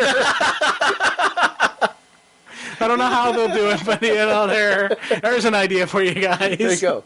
But then that would be great, because if they identify you as the second shooter, then it means that Trickster's alive. I'm sorry. I'm just so fascinated by that. Okay. As we continue on with the story, challengers. Yeah, with the challengers.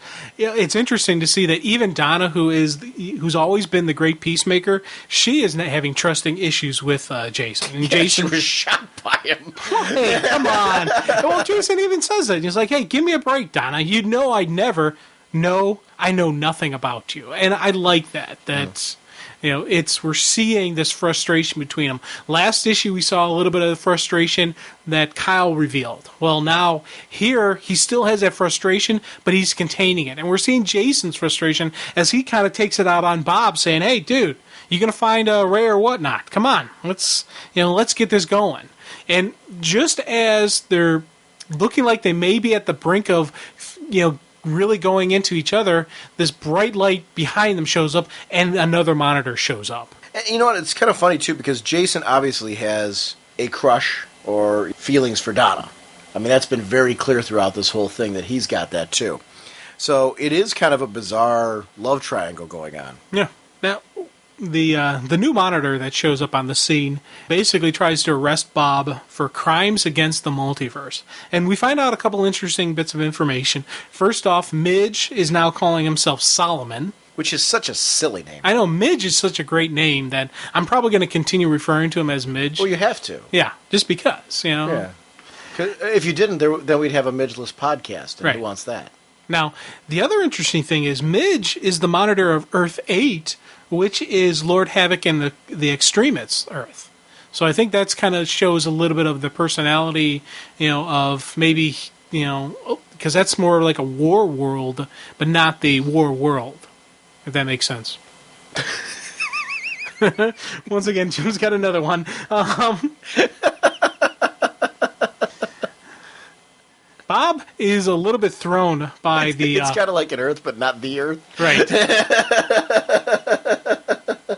You're right. I know the war world analogy is actually a very good one. Okay. It's got that kind of more violent world, like Mad Max-ish kind of thing. I totally get what you're going. Okay. I'm in all seriousness, that actually is a very good analogy.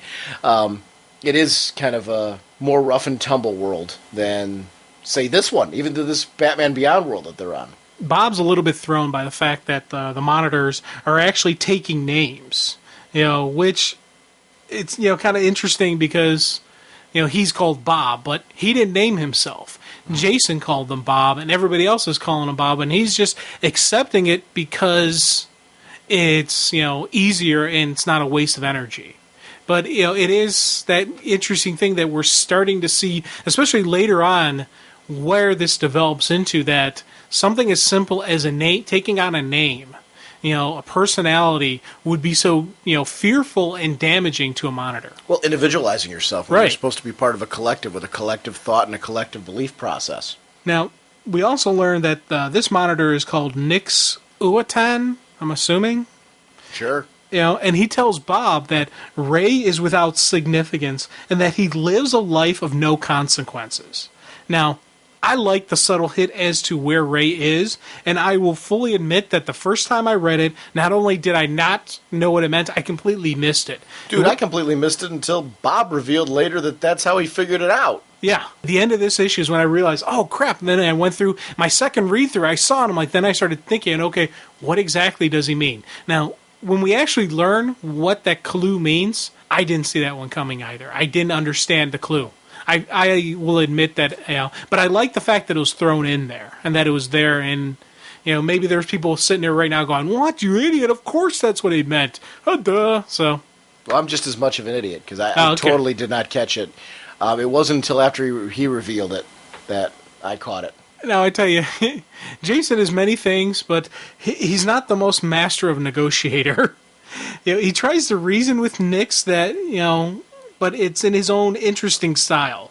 You guys just don't get it, do you? We're trying to save the multiverse. Maybe if you look past your upturned noses, you could see that. How to make friends and influence people, Jason Todd style. You gotta love it.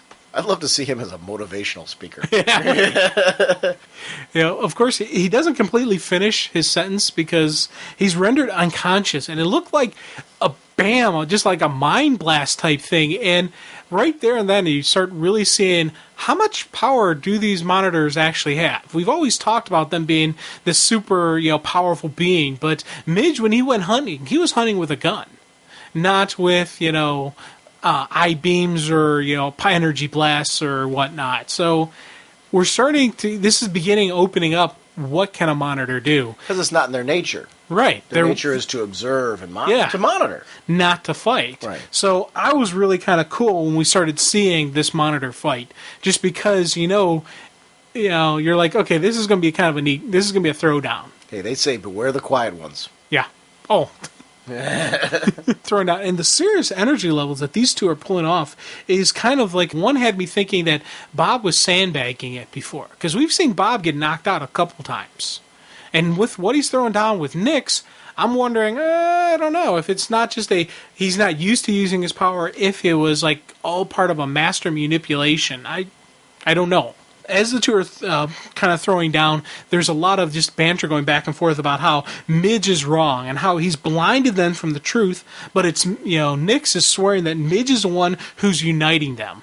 Now, Kyle tries to step it up, and he puts an energy wall between Nix and Bob, but Nix is able to actually blast Kyle through the energy of his ring, which I thought was kind of a neat little wow, because considering how powerful the Green Lantern power rings are, that Nix could do it like bam, without even thinking twice about it. But this kind of leaves a distraction that Bob needs, and he's able to blast Nix, and the challengers escape into the bleed. In the bleed, Bob tells them that the monitors can't see them clearly in the bleed, and it's a great place for them to hide. Also turns out that they figured out what Bob's little deception was, and that he'd uploaded a 52-minute delay into the Nexus net that they had and keyed it into their presence. So whenever they looked for him, they would always see him 52 minutes after they were actually there, which I like. Cool. One, the reference, of course, to 52 again, which you always got to dig. But it's just that neat planning that he was doing, and an explanation as to why they were able to elude him for so long. Of course, now without the energy, without the delay there, they're going to pop up as soon as they show up on an Earth. The other monitors are going to know where they are, and that's going to lead to problems because they're not going to have that delay anymore. But Bob tells him, don't worry, that's not a problem because his brother has just revealed the location of Ray. I was so ready at this point, like, okay, enough. Let's find Ray. I know, man. Like, enough about the search. Let's find him already. Right. It was good timing to kind of say, you know what, it's time to start moving forward with this. Yeah. The issue ends with Karate Kid and Firestorm. The Knights arrive looking for Desaad, and Jason and his girlfriend merge into Firestorm and once again take out the Knights. And I'm assuming that he changed the air supply again to him. Val and his crew leave Firestorm to attend to the professor, and the team comes across a secret passageway, and Val goes over to open the door. Did he change the air supply or the armor, dude? I assumed air supply, but I couldn't really tell 100%. Because I'm taking a look at the armor, dude, and it looks like the armor itself, because they do the krong-krang. Like the armor itself might have changed. Because it does look like the way it's drawn, like they're frozen in place. That looks like they're frozen in place. Yeah, it could be. He could have changed the armor. I'm not sure what he did. Yeah. But I'm not 100% sure. I'm just throwing it out there. That's interesting. And that's, I think, one of those things where, whatever. It's open to interpretation. Yeah, it's open to interpretation. I immediately assumed it was the air supply because that's what he did before, but maybe he had to do something different because they've already learned how to correct that problem. Well, and they're your favorite band, so... Sorry, please continue. Well, I want to hear the sick and twisted part. As I was saying air supply, I was thinking the song popped in my head. And when I said it, I was like, oh, great, here comes going to be a comment about it. Lost in love, da-da-da-da-da-da, whatever, how the song goes. I was expecting some comment. I think it's sad that you know that much. Come on, dude, air supply, you got to love it, man. No. But I am going to play it during this segment. Okay. As Val goes to open the door, just as he bends over, we flash back to Brother Eye. And Brother Eye says that Val has activated the protocol, trigger the OMAC sequence. Dude, this for me was like a, what the heck is going on here? The Norwich storage hangar, there's a huge energy spike in it. The energy starts turning soldiers into OMACs. The new Brother Eye, satellite is launched from the base. Dude, man, I was like, I did not see this coming. Now, we had that initial thing where they showed Brother Eye, and I figured, okay, he's not completely done. There's going to be something more. I didn't see this launching. I don't know why. Maybe, I don't know. No, it came at like a real surprising time. Yeah, it just out of nowhere. They're showing Val and them, okay, then boom, Brother Eye is back. OMACs are back. Now, here's the thing that Brother Eye did say. He's like, there's a word here, I have no idea. I've mispronounced it a couple times. Mortacuscus host is in final gestation. Mortacus host is in final gestation. Viral release is imminent. Now, obviously, they got to be talking about Val. So, are they trying to stop Val from releasing something or encourage it to happen? Is it that, or is it viral release for the people who have the OMAC virus? Is it that that's going to release more? See, I didn't know. I kind of took it as when Val dies, he's going to release something. Like right now, this great disaster, this virus that's ravaging his body will be released. And I guess I took it as the OMAC virus, whatever's inside. I'm not saying I'm right. I'm just. I guess I took it more as that. This is, that we're going to see more OMACs because of this virus. Yeah. Now, are they trying to stop the great disaster or help it along? I don't know. See, that's the whole... I would guess for Brother Eye, you would help it along. But is Brother Eye evil, though? Well, I don't know. I guess in Brother Eye's eyes, that would depend, too. Yeah, see, that's why I'm like, I don't think so. I think it's actually... Part of me thinks that Brother Eye is going to be the... Everyone's going to think it's bad because it's OMACs and it's because it's Brother Eye, and they're going to remember the last crisis and say, oh my god, this is the main villain. No, it's not. So you're saying he turns people into robots, but he's misunderstood. Yes. He's doing it. Well, I say the ends, in his mind, the ends justify the means. That, yes, if you're going to make an omelet, you got to break a couple eggs. So, yeah, there's going to be a couple humans that get turned into robots, and they'll probably, bodies will be destroyed. Right. Well, a few thousand, few hundred, few million. What is it between friends? But in the end, the price of 1,000 people to save the entire universe. Mm-hmm. So that's what I think Brother Eye's mindset is. There you go. The backup origin is of Granny Goodness, and I tell you, dude, this is one messed up lady. Before this is the stuff I was talking about that you see in stuff. Yeah, she, I tell you, before when thinking about her, I figured, yeah, if I were to get in a fight with her, I could take her. She'd get in some lumps, but in the end, I think I could, I'd drop her. Now, no way in heck. She's been just, who she is and what she's done, and just, I'm like, wow, I really want to know. This is, I want to. Stuff like this is what's really getting me to want to read those Fourth World stuff, the Jack Kirby stuff, just because I'm seeing these psychotic, just twisted, wonderfully complex, diverse characters that... That's a great way to put it, too. Wonderfully complex and diverse. They're very unique characters that are well-rounded and well-developed. Like, the stuff that they're showing in there for her origin is pulled straight from the Omnibus. So, it's going back to something that was really just a great, interesting concept that was introduced. That's cool. I'm glad that you're getting that out of it, because it's what I'm getting out of reading the omnibuses. Yeah, I got to read that thing. I have to get that. I am now of the mindset where that is now on my list of stuff I have to read. It's nice because in 4 volumes you get all of Kirby's stuff. Yeah. Our next issue will be Countdown to Final Crisis number 20. The writer is Paul Dini with Adam Beechin, story consultant Keith Giffen, penciler Howard Porter, inker Art Thibert, colors Tom Chu. T-Bear. It's T-Bear? T-Bear. It is? Yeah, we discussed this last time.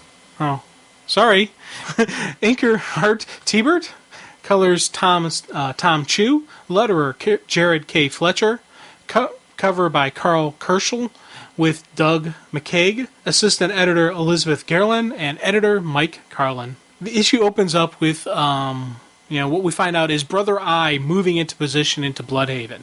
As he's doing this, he's stealth and unseen by all the heroes, which is actually kind of a cool thing that just shows Brother Eye's power. Especially right by Superman. Yeah. The Pentagon, JLA, JSA, they're all oblivious to him. Even the Oblivion Bar and Batman can't see him. But as you said, the key was he flies right past Superman. Superman doesn't see him. And it's not even just seeing, it's seeing, hearing, feeling the air fly past him. Because, Soup is that sensitive that he would be able to pick up something like this. This is the same artist that's on Trials of Shazam, too. Yes. Or was on Trials of Shazam, I should say. But he did also JLA with Morrison. And I really enjoy Howard Porter's art. It's good, solid art. This segues right into back to Val and Una and the kid and whatnot. And we see Val trying to break through the hatch, but he's unable to because of his weakened state. You gotta dig this, how, just the shape he's in, that he just keeps, fighting away, and he keeps beating on the thing. And he's actually even a bit miffed at himself because he should be able to shatter through that thing, because it's not just about strength. It's about positioning. It's about, leverage and, knowledge, inertia, skill, and whatnot. I like that about him. Una automatically recognizes his dilemma, too, and is there for him. Yeah, and that's just, that comforting between the two of them is kind of cool. And even she's trying to come up with, because she is also a hero. She's going to come up with something of her, her own plans, her own ideas. She tries to take, Val's ring and tries to use a combined power of the two rings, because it's not just flight, it's a gravitational thing. Figuring, well, maybe I can, use the gravitation from the rings to pop the latch open. Of course, it doesn't work, and Val's like, hey, don't do that, you're going to hurt yourself. And you see, once again, just the kind of the tender moments between the two of them, and it's interrupted by the kid, who, gives him the old Val and Una sitting in a tree, KISSING. I kind of chuckle. Just that Even whole, in his weakened state, with a guy who can punch and kick like that, would you do that? What, to Val? Yeah. Well, if I was a little kid, then yeah, I would. Really? Oh, yeah. Because you think that's just a perfect little kid writing. Those two, they're looking into each other's eyes. Oh, I know that. I'm just. I would if I was I'm just talking in general. Oh, yeah. Now, me, as I am right now, no, I wouldn't have done that. Yeah, I would have scolded the little child for insulting the man. It's funny because, of course, they immediately deny anything. And the kid, you can see, isn't buying it. And personally, I'm not buying it either. But, hey, as this is going... I think they're just friends. You think they're just friends? No. No. There's definitely something. Yeah, and I tell you, I want to see, it's like how we said with Ray, enough about the search for Ray, let's find Ray. I'm the same thing with these two. I'm like, come on already, kiss already, move on to the next level, do something, not just this little flirtatious stuff that's going on, or the what might be or whatnot. And it's funny, they even address it later on in the issue, but before we get that, we got Brother Eye. And Brother Eye arrives in Bloodhaven and immediately starts launching out their OMACs. And they start gathering just raw material to create the fortress, or space station or whatever Brother Eye is, the satellite, whatever they're creating there.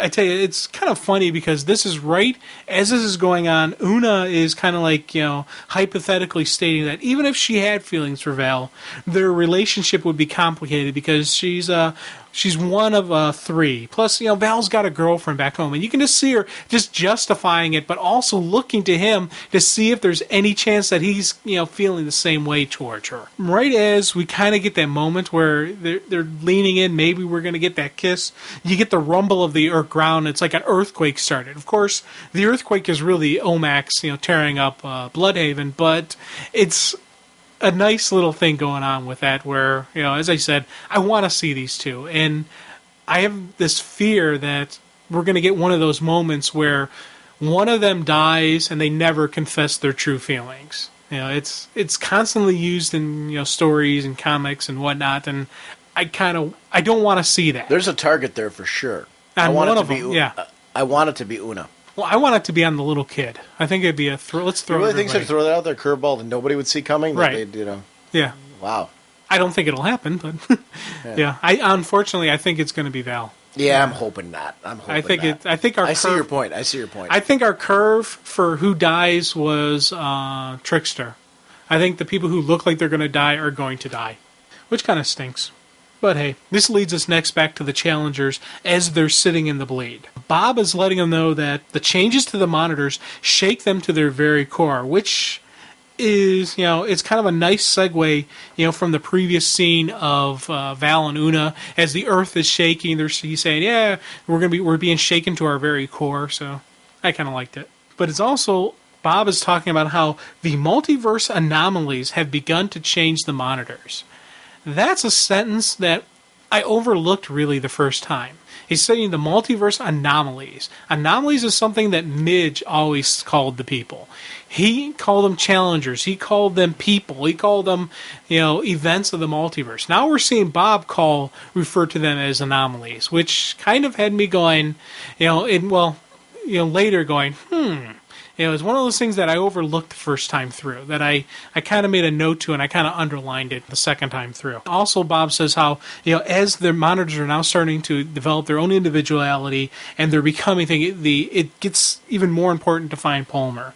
Fortunately, they know where Ray is because the monitor that said he was living a life of no consequences, there's only one way he would have known that, and that's if Ray was on his world. So, boom, we now have a world where Ray is. And that was cool. And that made me go back and pick up the issue to check and see where it was and what did I miss. And that was really well done. Yeah. Next, we get to Jimmy Olsen back in Apocalypse after he's been thrown into the fire pit. Now, he's been slightly changed by this event, this significant event of being thrown into a fire pit. And it's just minor little details, like his skin is now green, and he appears to be fused with some apocalyptic technology. And, and he's kind of breathing fire as well. So, slight changes. It's, a bad burrito. A bad burrito? Mm-hmm. Turn you a little green, make you breathe some fire. Yeah, it would. Yeah, that would do it, It's some Chipotle.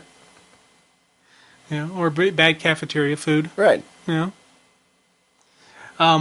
Jimmy's going through the sewers of Apocalypse, and it's funny, that little voice in his head kind of starts guiding him to Forager.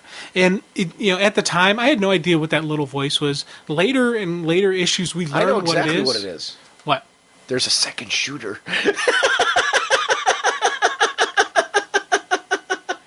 Man, did I jump into that one? Oh God, I'm an idiot. Because Jimmy knows everything that's going on around him. So Jimmy would naturally all of a sudden figure, wait a minute, there's a second shooter. I jumped right into it. I was like, really? What is it? Oh, God. I am an idiot. And the trickster's alive. Yeah. Okay. Watch, the trickster is going to be alive and there really is a freaking second shooter. Dude, man. If that actually happens, I will be dancing the jig. It would be the first time that it happened. Nah, I don't think I am right this time. But hey, you can always hope. You can. I actually would like to see it. Yeah. So what I like the buddy cop team of these two too. I don't want it to end, but as Jimmy's going through, the little voice is guiding in his head. And later we learn kind of what that little voice is. And it's funny because it was at this point in time when I was doing these notes that I started thinking about where Jimmy has come through, where he's been and all that. I went back through and I reread a lot of the Countdown stuff. And I was just concentrating on the Jimmy Olsen stories.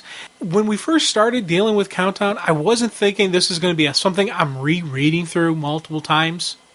You know, like this wouldn't be one I'd go back and reread later, like I do with 52. But now, as I'm seeing the story develop, as I'm seeing this is going to have some rereadability for me, especially once this whole story is told. I want to go back through and see what kind of foreshadowing there is. See the foreshadowing and stuff like that, because there's a lot of neat little twists and turns and whatnot that they've laid in this story that I'm liking. Especially if the build keeps continuing, because it just seems to get better and better and better and bigger and more epic, and it feels like more of an event now than before. I think the pacing on this really is something that was a lot different than 52 in the way that the stories kind of gradually took their time to develop. So I'm thinking we're going to see a lot of, like you're saying, some readability in this one.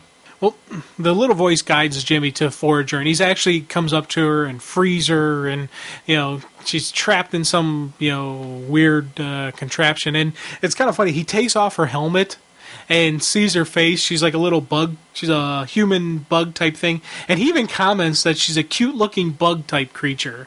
And you know what? I gotta co-sign him on this one. If he was my bud and he was like, "Hey, this is my girl," I wouldn't give him grief over it. Okay. I was expecting a funny little comment from you or something. No, I don't know. She's a cute little bug creature. What do you want? Unfortunately for Jimmy, his luck in love isn't the greatest thing in the world, because immediately after he gets her down and she recovers, she sees him and is like, Jimmy Olsen must die, and attacks him. And I kind of chuckle, like, because he was even powering down. He went from the green back to his normal, flesh-colored face and all that. And I'm like, dude, don't power down, but oh well. This leads back over to Monarch. And we see in the arena, we see the Batman fight. Well, the ending of the Batman fight, where we see Red Rain Batman has defeated the other two Batman. Monarch comments on how the vampire will serve him, and we actually see in the background a big view screen which shows the Green Lanterns getting set up. Cool little bit, because you're showing this, and then they show this screen goes all completely green, and Monarch's like, what's this? Basically a page right out of the arena, which was a cool little bit where the Green Lanterns actually banded together to fight the Monarch and all that. But to give you just what you need, what you see right here is that Monarch is collecting various heroes from different worlds for his army. Done. Yeah. Really, that's what you need to know. It's cool to see the whole story. We'll talk next episode why, but that is really what's just going on here. It's that simple. Next, we head back over to the Rogues. Well, actually, we head back to Piper and and the dead trickster. And it's interesting, the headlines that they pass up now just state Piper. They no longer say the Rogues or Piper and Trickster like they did in the past. So that was just a further thing that he's dead. Still dealing with it. But Piper was able to craft a flute from the various equipment and things and that's in the rail car. And it's interesting because he uses it to, do the proper frequency to delay the detonator. And I like the fact that Piper, is still Piper. He's recovered from the fact that Trickster is dead. Well, kind of recovered.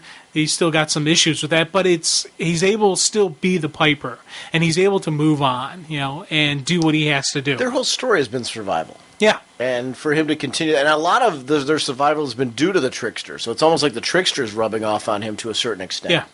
And he's still talking to Trickster, as if Trickster is still there, and even makes a comment about how he mentions how it's romantic seeing the country by rails, and then he quickly says, I know what you'll say about me using the word romantic, so you can just shut up. Just cutting him off before he can even start a fight or do one of his homophobic Trickster comments. So It kind of reminded me of, Tom Hanks when he's talking to Wilson in the movie Castaway, where he needs someone to talk to. He needs to interact with something.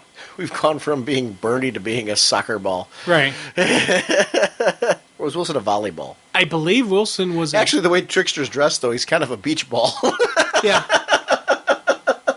The train stops, and Piper, I'm going to say, isn't completely in the right mind, because he's thinking, okay, we got to get out of here. And he's even compliments Trickster on coming up with the idea for using the roof hatch in the train car to get out. I personally wouldn't want to be, I would hide in the car, shut the one door, hide in one of the crates, or even use his little flute thingy to manipulate the guards so they don't see him.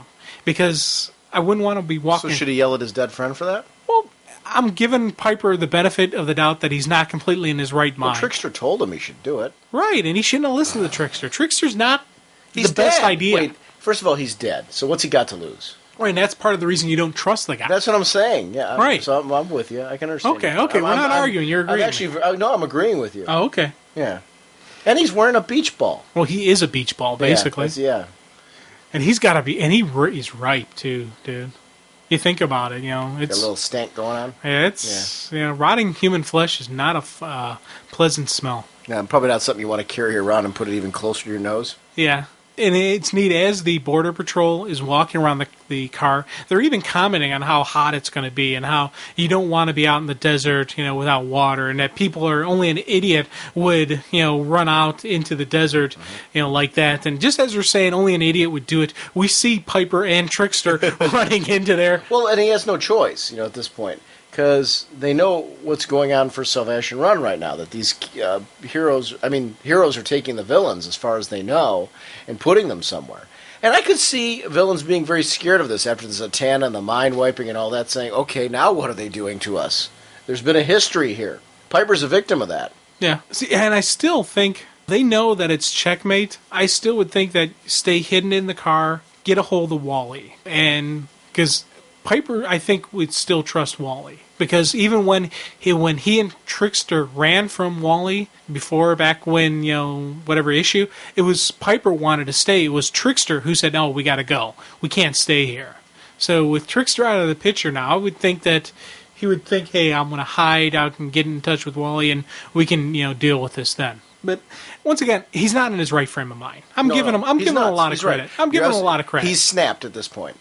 Oh, big time. Not a non-recoverable snap that he did, but and he will eventually recover. But it's grief of seeing somebody who's your buddy get killed in front of you, having a counting down explosive on your arm, right? And, he's stuff. under. Well, you got to carry around your dead friend. Yeah, and they even commented how he wishes he still had the flying boots, which I thought was funny. He was like, if he still had his flying boots, he could just levitate behind him like some giant balloon. Piper starts to regret his decision to leave the train and actually go off into the thing, as you see him kind of collapsing from the exhaustion, from the dehydration and whatnot, and he even says how he's thirsty, and which leads right into a segue between with Mary Marvel, as she's saying how she can taste how bad Eclipso wants to blast her for taking the diamond. Eclipso unloads a power on Mary, and I was like, dang, she's knocking around Black Mary with some power levels. I was kind of impressed by that, because considering Mary had her diamond. But Eclipso later on explains that it's not just possession of the Black Diamond. Eclipso and the diamond are fused. They are one entity, one body. And symbiotic, yeah. Yeah, they're a symbiote. And I love the fact that we saw a little bit more of the whimsical of Mary Marvel coming out again when she makes the comment about, calls her Gollum, that whole my precious type thingy. It's, we're seeing Mary Marvel. We're seeing not this nasty powerhouse. You're still seeing a hybrid, though. Too, yeah. There's still a little bit of her in there. But it's the slowly progression coming back to who she was. And I like that. Eclipso blasts Mary a couple more times and actually leaves her adrift in space on the wreckage of, I guess, one of the ships that was destroyed or whatnot. I'm not exactly sure whether it's just floating space debris or whatnot.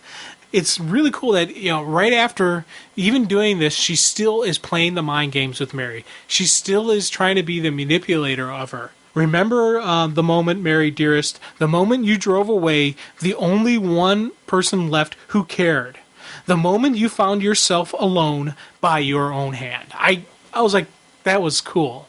Just a little, dig into her. And we even see it's kind of affecting Mary because the end of the issue is her sitting there. There's a single tear rolling down her face as she kind of mumbles alone. So now... She's kind of lost everybody, and it was like one more chance to kind of break her psyche to hopefully manipulate again.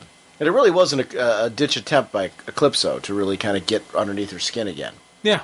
I like that. I've really liked... The Mary Marvel storyline remains my favorite. Because I'm just really enjoying the whole manipulation and everything. And especially now that I'm starting to see Mary emerging, that's really important to me. Yeah. The backup story with Mr. Mind had Joe Bennett art, which I am a huge fan of Joe Bennett stuff. So that one was just immediately to me. It was Jack Jadson on the inks. And it was nice to see a little bit more of the background of Mr. Mind from 52. Right. See his deal. But the artwork on that was particularly gorgeous, and I really, really enjoyed that. Well, Jim, we got through 5 issues. I know. I was like by the end of this, I was kind of like, oh my gosh, that was like a marathon. Yeah. Because I was like spent as we were going through issue 20. I'm like, oh my god. I mean, very much enjoyed these issues, but it covered a lot of material, a lot of emotional material. As far as if you've been reading the storylines all along, the Piper and Trickster really came to a crescendo. Even though it's still continuing and there's more to it, that reveal was tremendously huge. I did not see that coming at any point that it was going to be Trickster. No, and I'm still dealing with it. I'm still coming to terms with it, but it's... Well, I assumed that it was Piper. I'm thrilled because it's not Piper. But I liked them so much together. I'm with you in the sense that I don't want to see either of them go, really. I'm honestly surprised it happened this early. And granted, that was issue, 20, so it's not even really early, but I was expecting, issue, 3 or 4 or something like that's when one of them would die. Curious to see what's going to happen if he's going to get captured and sent to, Salvation, the planet where they're at for Salvation Run, or if, he's going to be continuing to be like a separate storyline from that. I don't know. I'm definitely curious. Yeah. All right.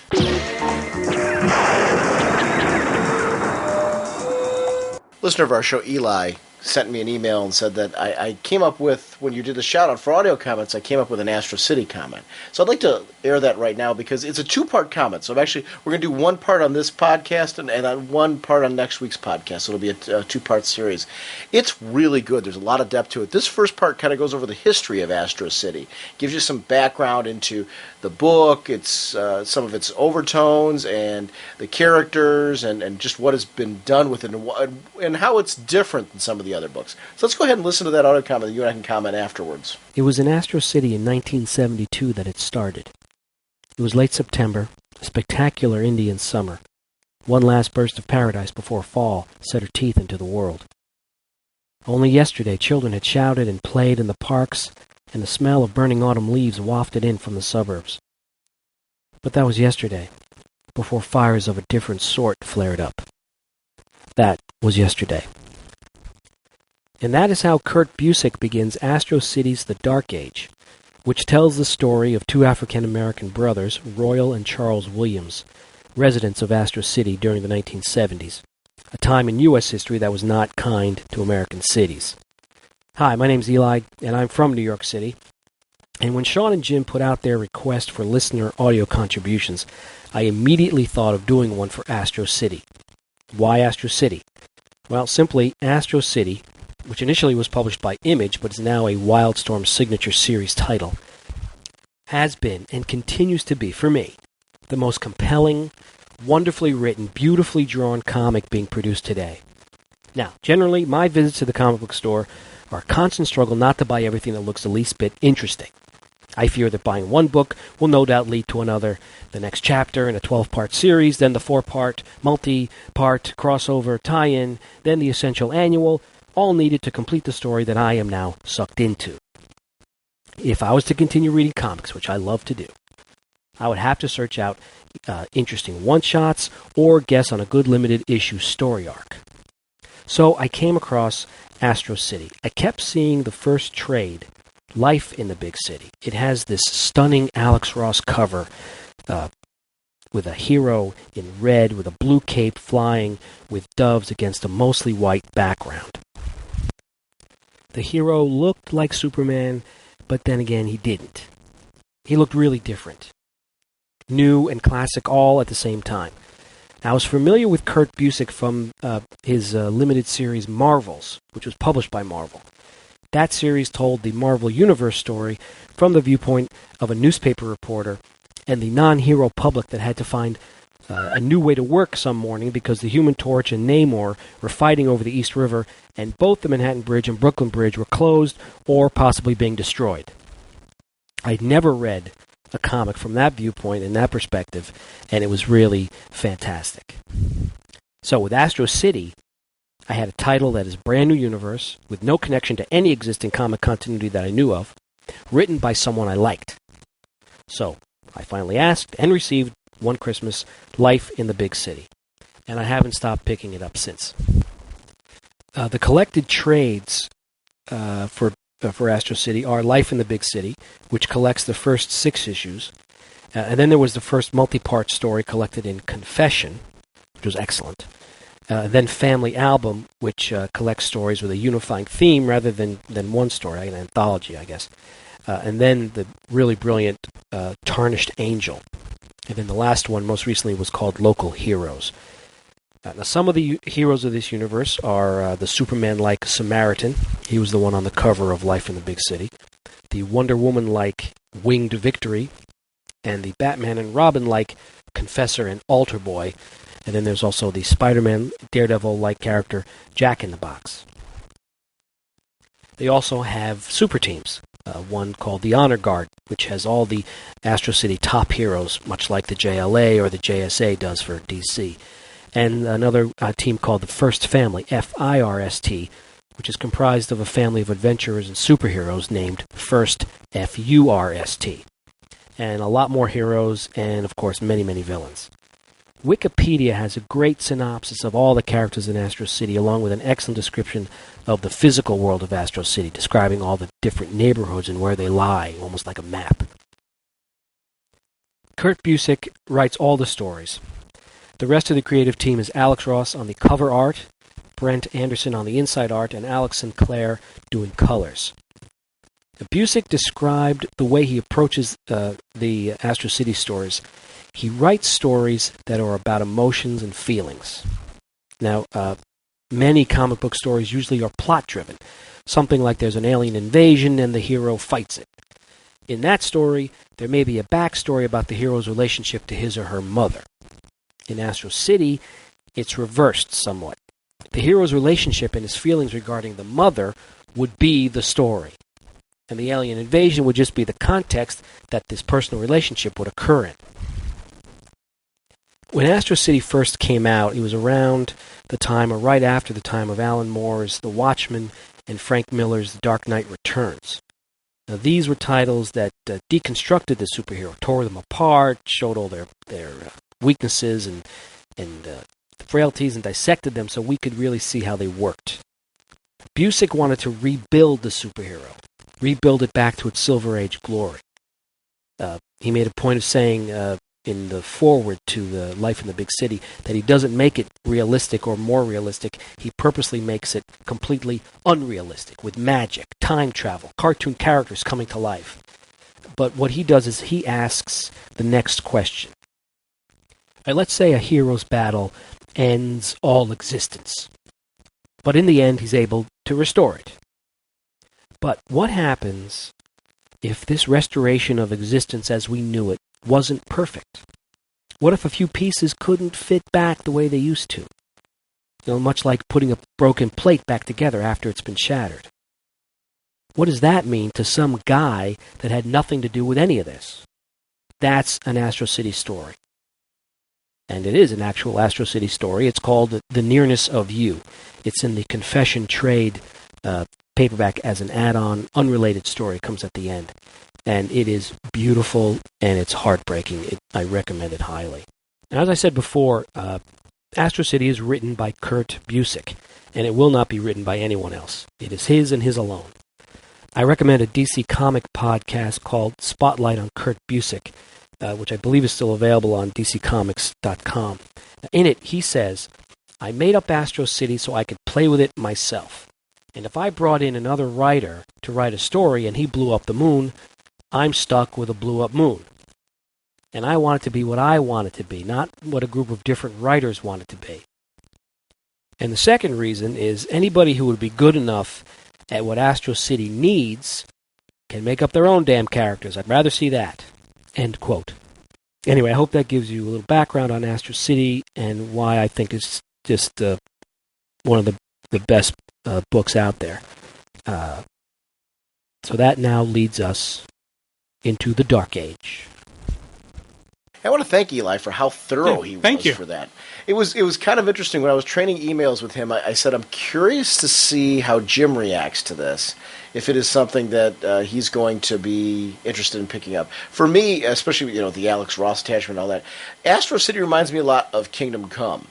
In the sense, it's not like so apocalyptic like Kingdom Come was, but you remember the majesty when you read Kingdom Come, how everything had that like majestic look to it, and it just felt like it felt like art-wise and everything, like it was something special, if you get my drift. Astro City with Brent Anderson's art and the stuff that Alex Ross did on the covers and all that, it just really has that same kind of majesty, and the storytelling is very, very deep. So it is one of those. I'm curious, after listening to his kind of background, how interested are you interested in it? Dude, I'm interested now. Yeah. Just hearing him go through, I'm like, man, that sounds like something I would really like. It's some of Busiek's best work. I'm definitely going to pick up that first trade. I can tell you right now. It all depends on when I read it. I'm gonna try to read it, pick it up and read it before we do the second part. Okay. I'm going to try to do that. I'm going to try to, if it's Life in the big city. Yeah, if it's at my local comic shop, I'll pick it up. I guarantee it'll be. I guarantee it'll be, because there'll at least be one trade. Of Astro City in there, and it is nice because the story arcs are very contained, so it is an easy one to kind of pick up and just get into. It's great writing though. It was funny. I was laughing at his comments about how when he goes into the comic shop, it is, when you go in to pick up one comic, it is a chore not to pick up more than one. And I find myself doing that because, I'm getting, the whole DC line, but when I go in there, I'll go in sometimes to pick up a book that maybe we're doing on the show that I need a little quicker than when it arrives to me, or, just to kind of browse around, or just to pick up some stuff that is outside of DC that I'm interested in. Browse the independents, browse some of Marvel stuff. So when I go and do that, inevitably, whatever the one title I went in to grab, it is like 3 or 4 other titles that I'll pick up when I walk out. Yeah, I'm terrible with when I start browsing through the independents and all that, and I'm like, oh, this is neat. Oh, look at it. Hey, this is yeah. So yeah, because we generally, it's especially if it's something different. If it's a title that's covering a different kind of topic or a different type of character sets or something like that, that is a big draw for me. If you're expanding like my reading enjoyment because you're expanding the types of genres I can read in comics, then that's going to get a first look from me a lot faster than something that's kind of like, okay, I've already seen a lot of this. So that's kind of where I'm at with that type of thing. It was a great comment. I was going to put them both on this episode, but he has such a nice division between both comments that I figured it's kind of nice. We'll do the history on this podcast and then be back next week. But keep in mind that comments like that are an open option. For any of you that want to, we had in one of our emails a listener who's trying to get his feet wet in podcasting. Certainly I don't mean for in lieu of you doing your own podcast, but anybody who's kind of like, I really have this book that I would love to talk about. I don't know where to do it, and I just want my voice to be heard. We welcome audio comments at any point in time. So please feel free to send those in to us for that type of purpose, because that was just a great comment. And we haven't had a chance to talk about Astro City. It's another book, and that's a great reason for an audio comment.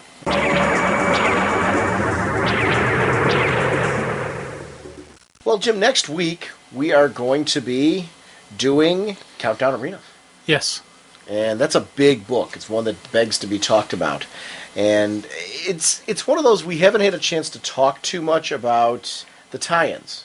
We talk about them casually, but we haven't really done anything with any depth with the tie-ins. So I'm excited to do that. I do want to remind everyone that we are continuing to support the Hero Initiative. If you go to RagingBullets.com and click on the link, please consider donating to this. If you didn't have a chance over the holidays because of the busy holiday season, consider donating to the Hero Initiative. We've had some listeners who've said that they're going to pledge their support monthly. Send monthly, just send a few bucks to the Hero Initiative and that type of thing. Maybe you can do it quarterly or something like that. Just, pop a couple bucks their way. That's it, just the price of a comic. I'd still go with that price of the comic thing as a great way to just give them something, that they can use. And that all adds up. If we all do that, they're going to generate a lot of money that they can use to really just help somebody in need who has provided us with this kind of entertainment. This is why we geek out about this hobby, and those people set the groundwork. I want to thank our sponsor for this episode, YouBuyNow.com. YouBuyNow is your source for the collectibles you want and need at great prices. There's that Superman chronograph, limited edition, enamel. Yeah. It's just, the box is wonderful. Even the box looks special with just the gray, or silver, I should say, Superman symbol. And it is a dress watch. I know we were kind of joking about it before, but at $199.99, it's a good-looking dress watch. I would not be ashamed to wear that with a suit. And tell me, every time you put it on, you won't be going dun dun dun dun dun. But I eat this kind of stuff up because it is something that I could wear comfortably to work. Yeah, I could wear out somewhere. And I like that because it feels like it kind of feels like you're a little bit connected more with your hobby. So I do love apparel like that. And I do have a number myself of novelty watches, but I don't have like a superhero one that's a dress watch. And that's something for me that's kind of a draw. DC The New Frontier Series 2 Complete Action Figure Set, which is regularly $59.96, only $46.45 if you order that from YouBuyNow.com. The action figures contained in this series are The Flash, Martian Manhunter, Batman, and Dr. Fate, all in that Darwin Cook style, which is great. Have you had a chance to read any of that yet? Which? The Frontier? Yeah. Yeah. Oh, yeah. I'm enjoying it. I enjoyed it. Yeah, that was a great read. The Shazam symbol hoodie, Jim. It's this bright red hoodie with this wonderful Shazam symbol, and I'm doing it again. The first time through, when Jim and I recorded this part, I'm drawing the symbol on my chest like any of you can actually see this. But it is very cool looking. I'm very into the whole Shazam thing right now, especially I enjoyed Jeff Smith's Monster Side of Evil so much that I'm interested in this hoodie. I think it's a good-looking hoodie, and it's $39.90 for a medium, large, and extra large, $42.99 for double X, and it is one of those sweatshirts that I could see myself grabbing. It's funny. Sometimes when we go through this, you'll get a twinkle in your eye. You're like, dude, you're gonna own that. I'll bet money that one day I'm gonna come over here. You'll be wearing it, and I'm like, it looks cool though, doesn't it? Yeah, it is a cool looking sweatshirt. Yeah, it does look actually kind of neat. I like that. Yeah, and so I want to thank again YouBuyNow.com for your sponsorship, and urge you to go and check out their site. Even if the things that we mentioned on there aren't of interest to you, they have got everything with wonderful full color pictures. Which to me, when I'm going to a website and I want to buy something or I want to browse, if you give me full color pictures where I can actually see the product, the real product, that's a big draw for me. And YouBuyNow.com has wonderful full color pictures for you to go and check out some of these products. It's fun to just browse it. So definitely head over to that site. And we will see you next week with Countdown Arena. Bye.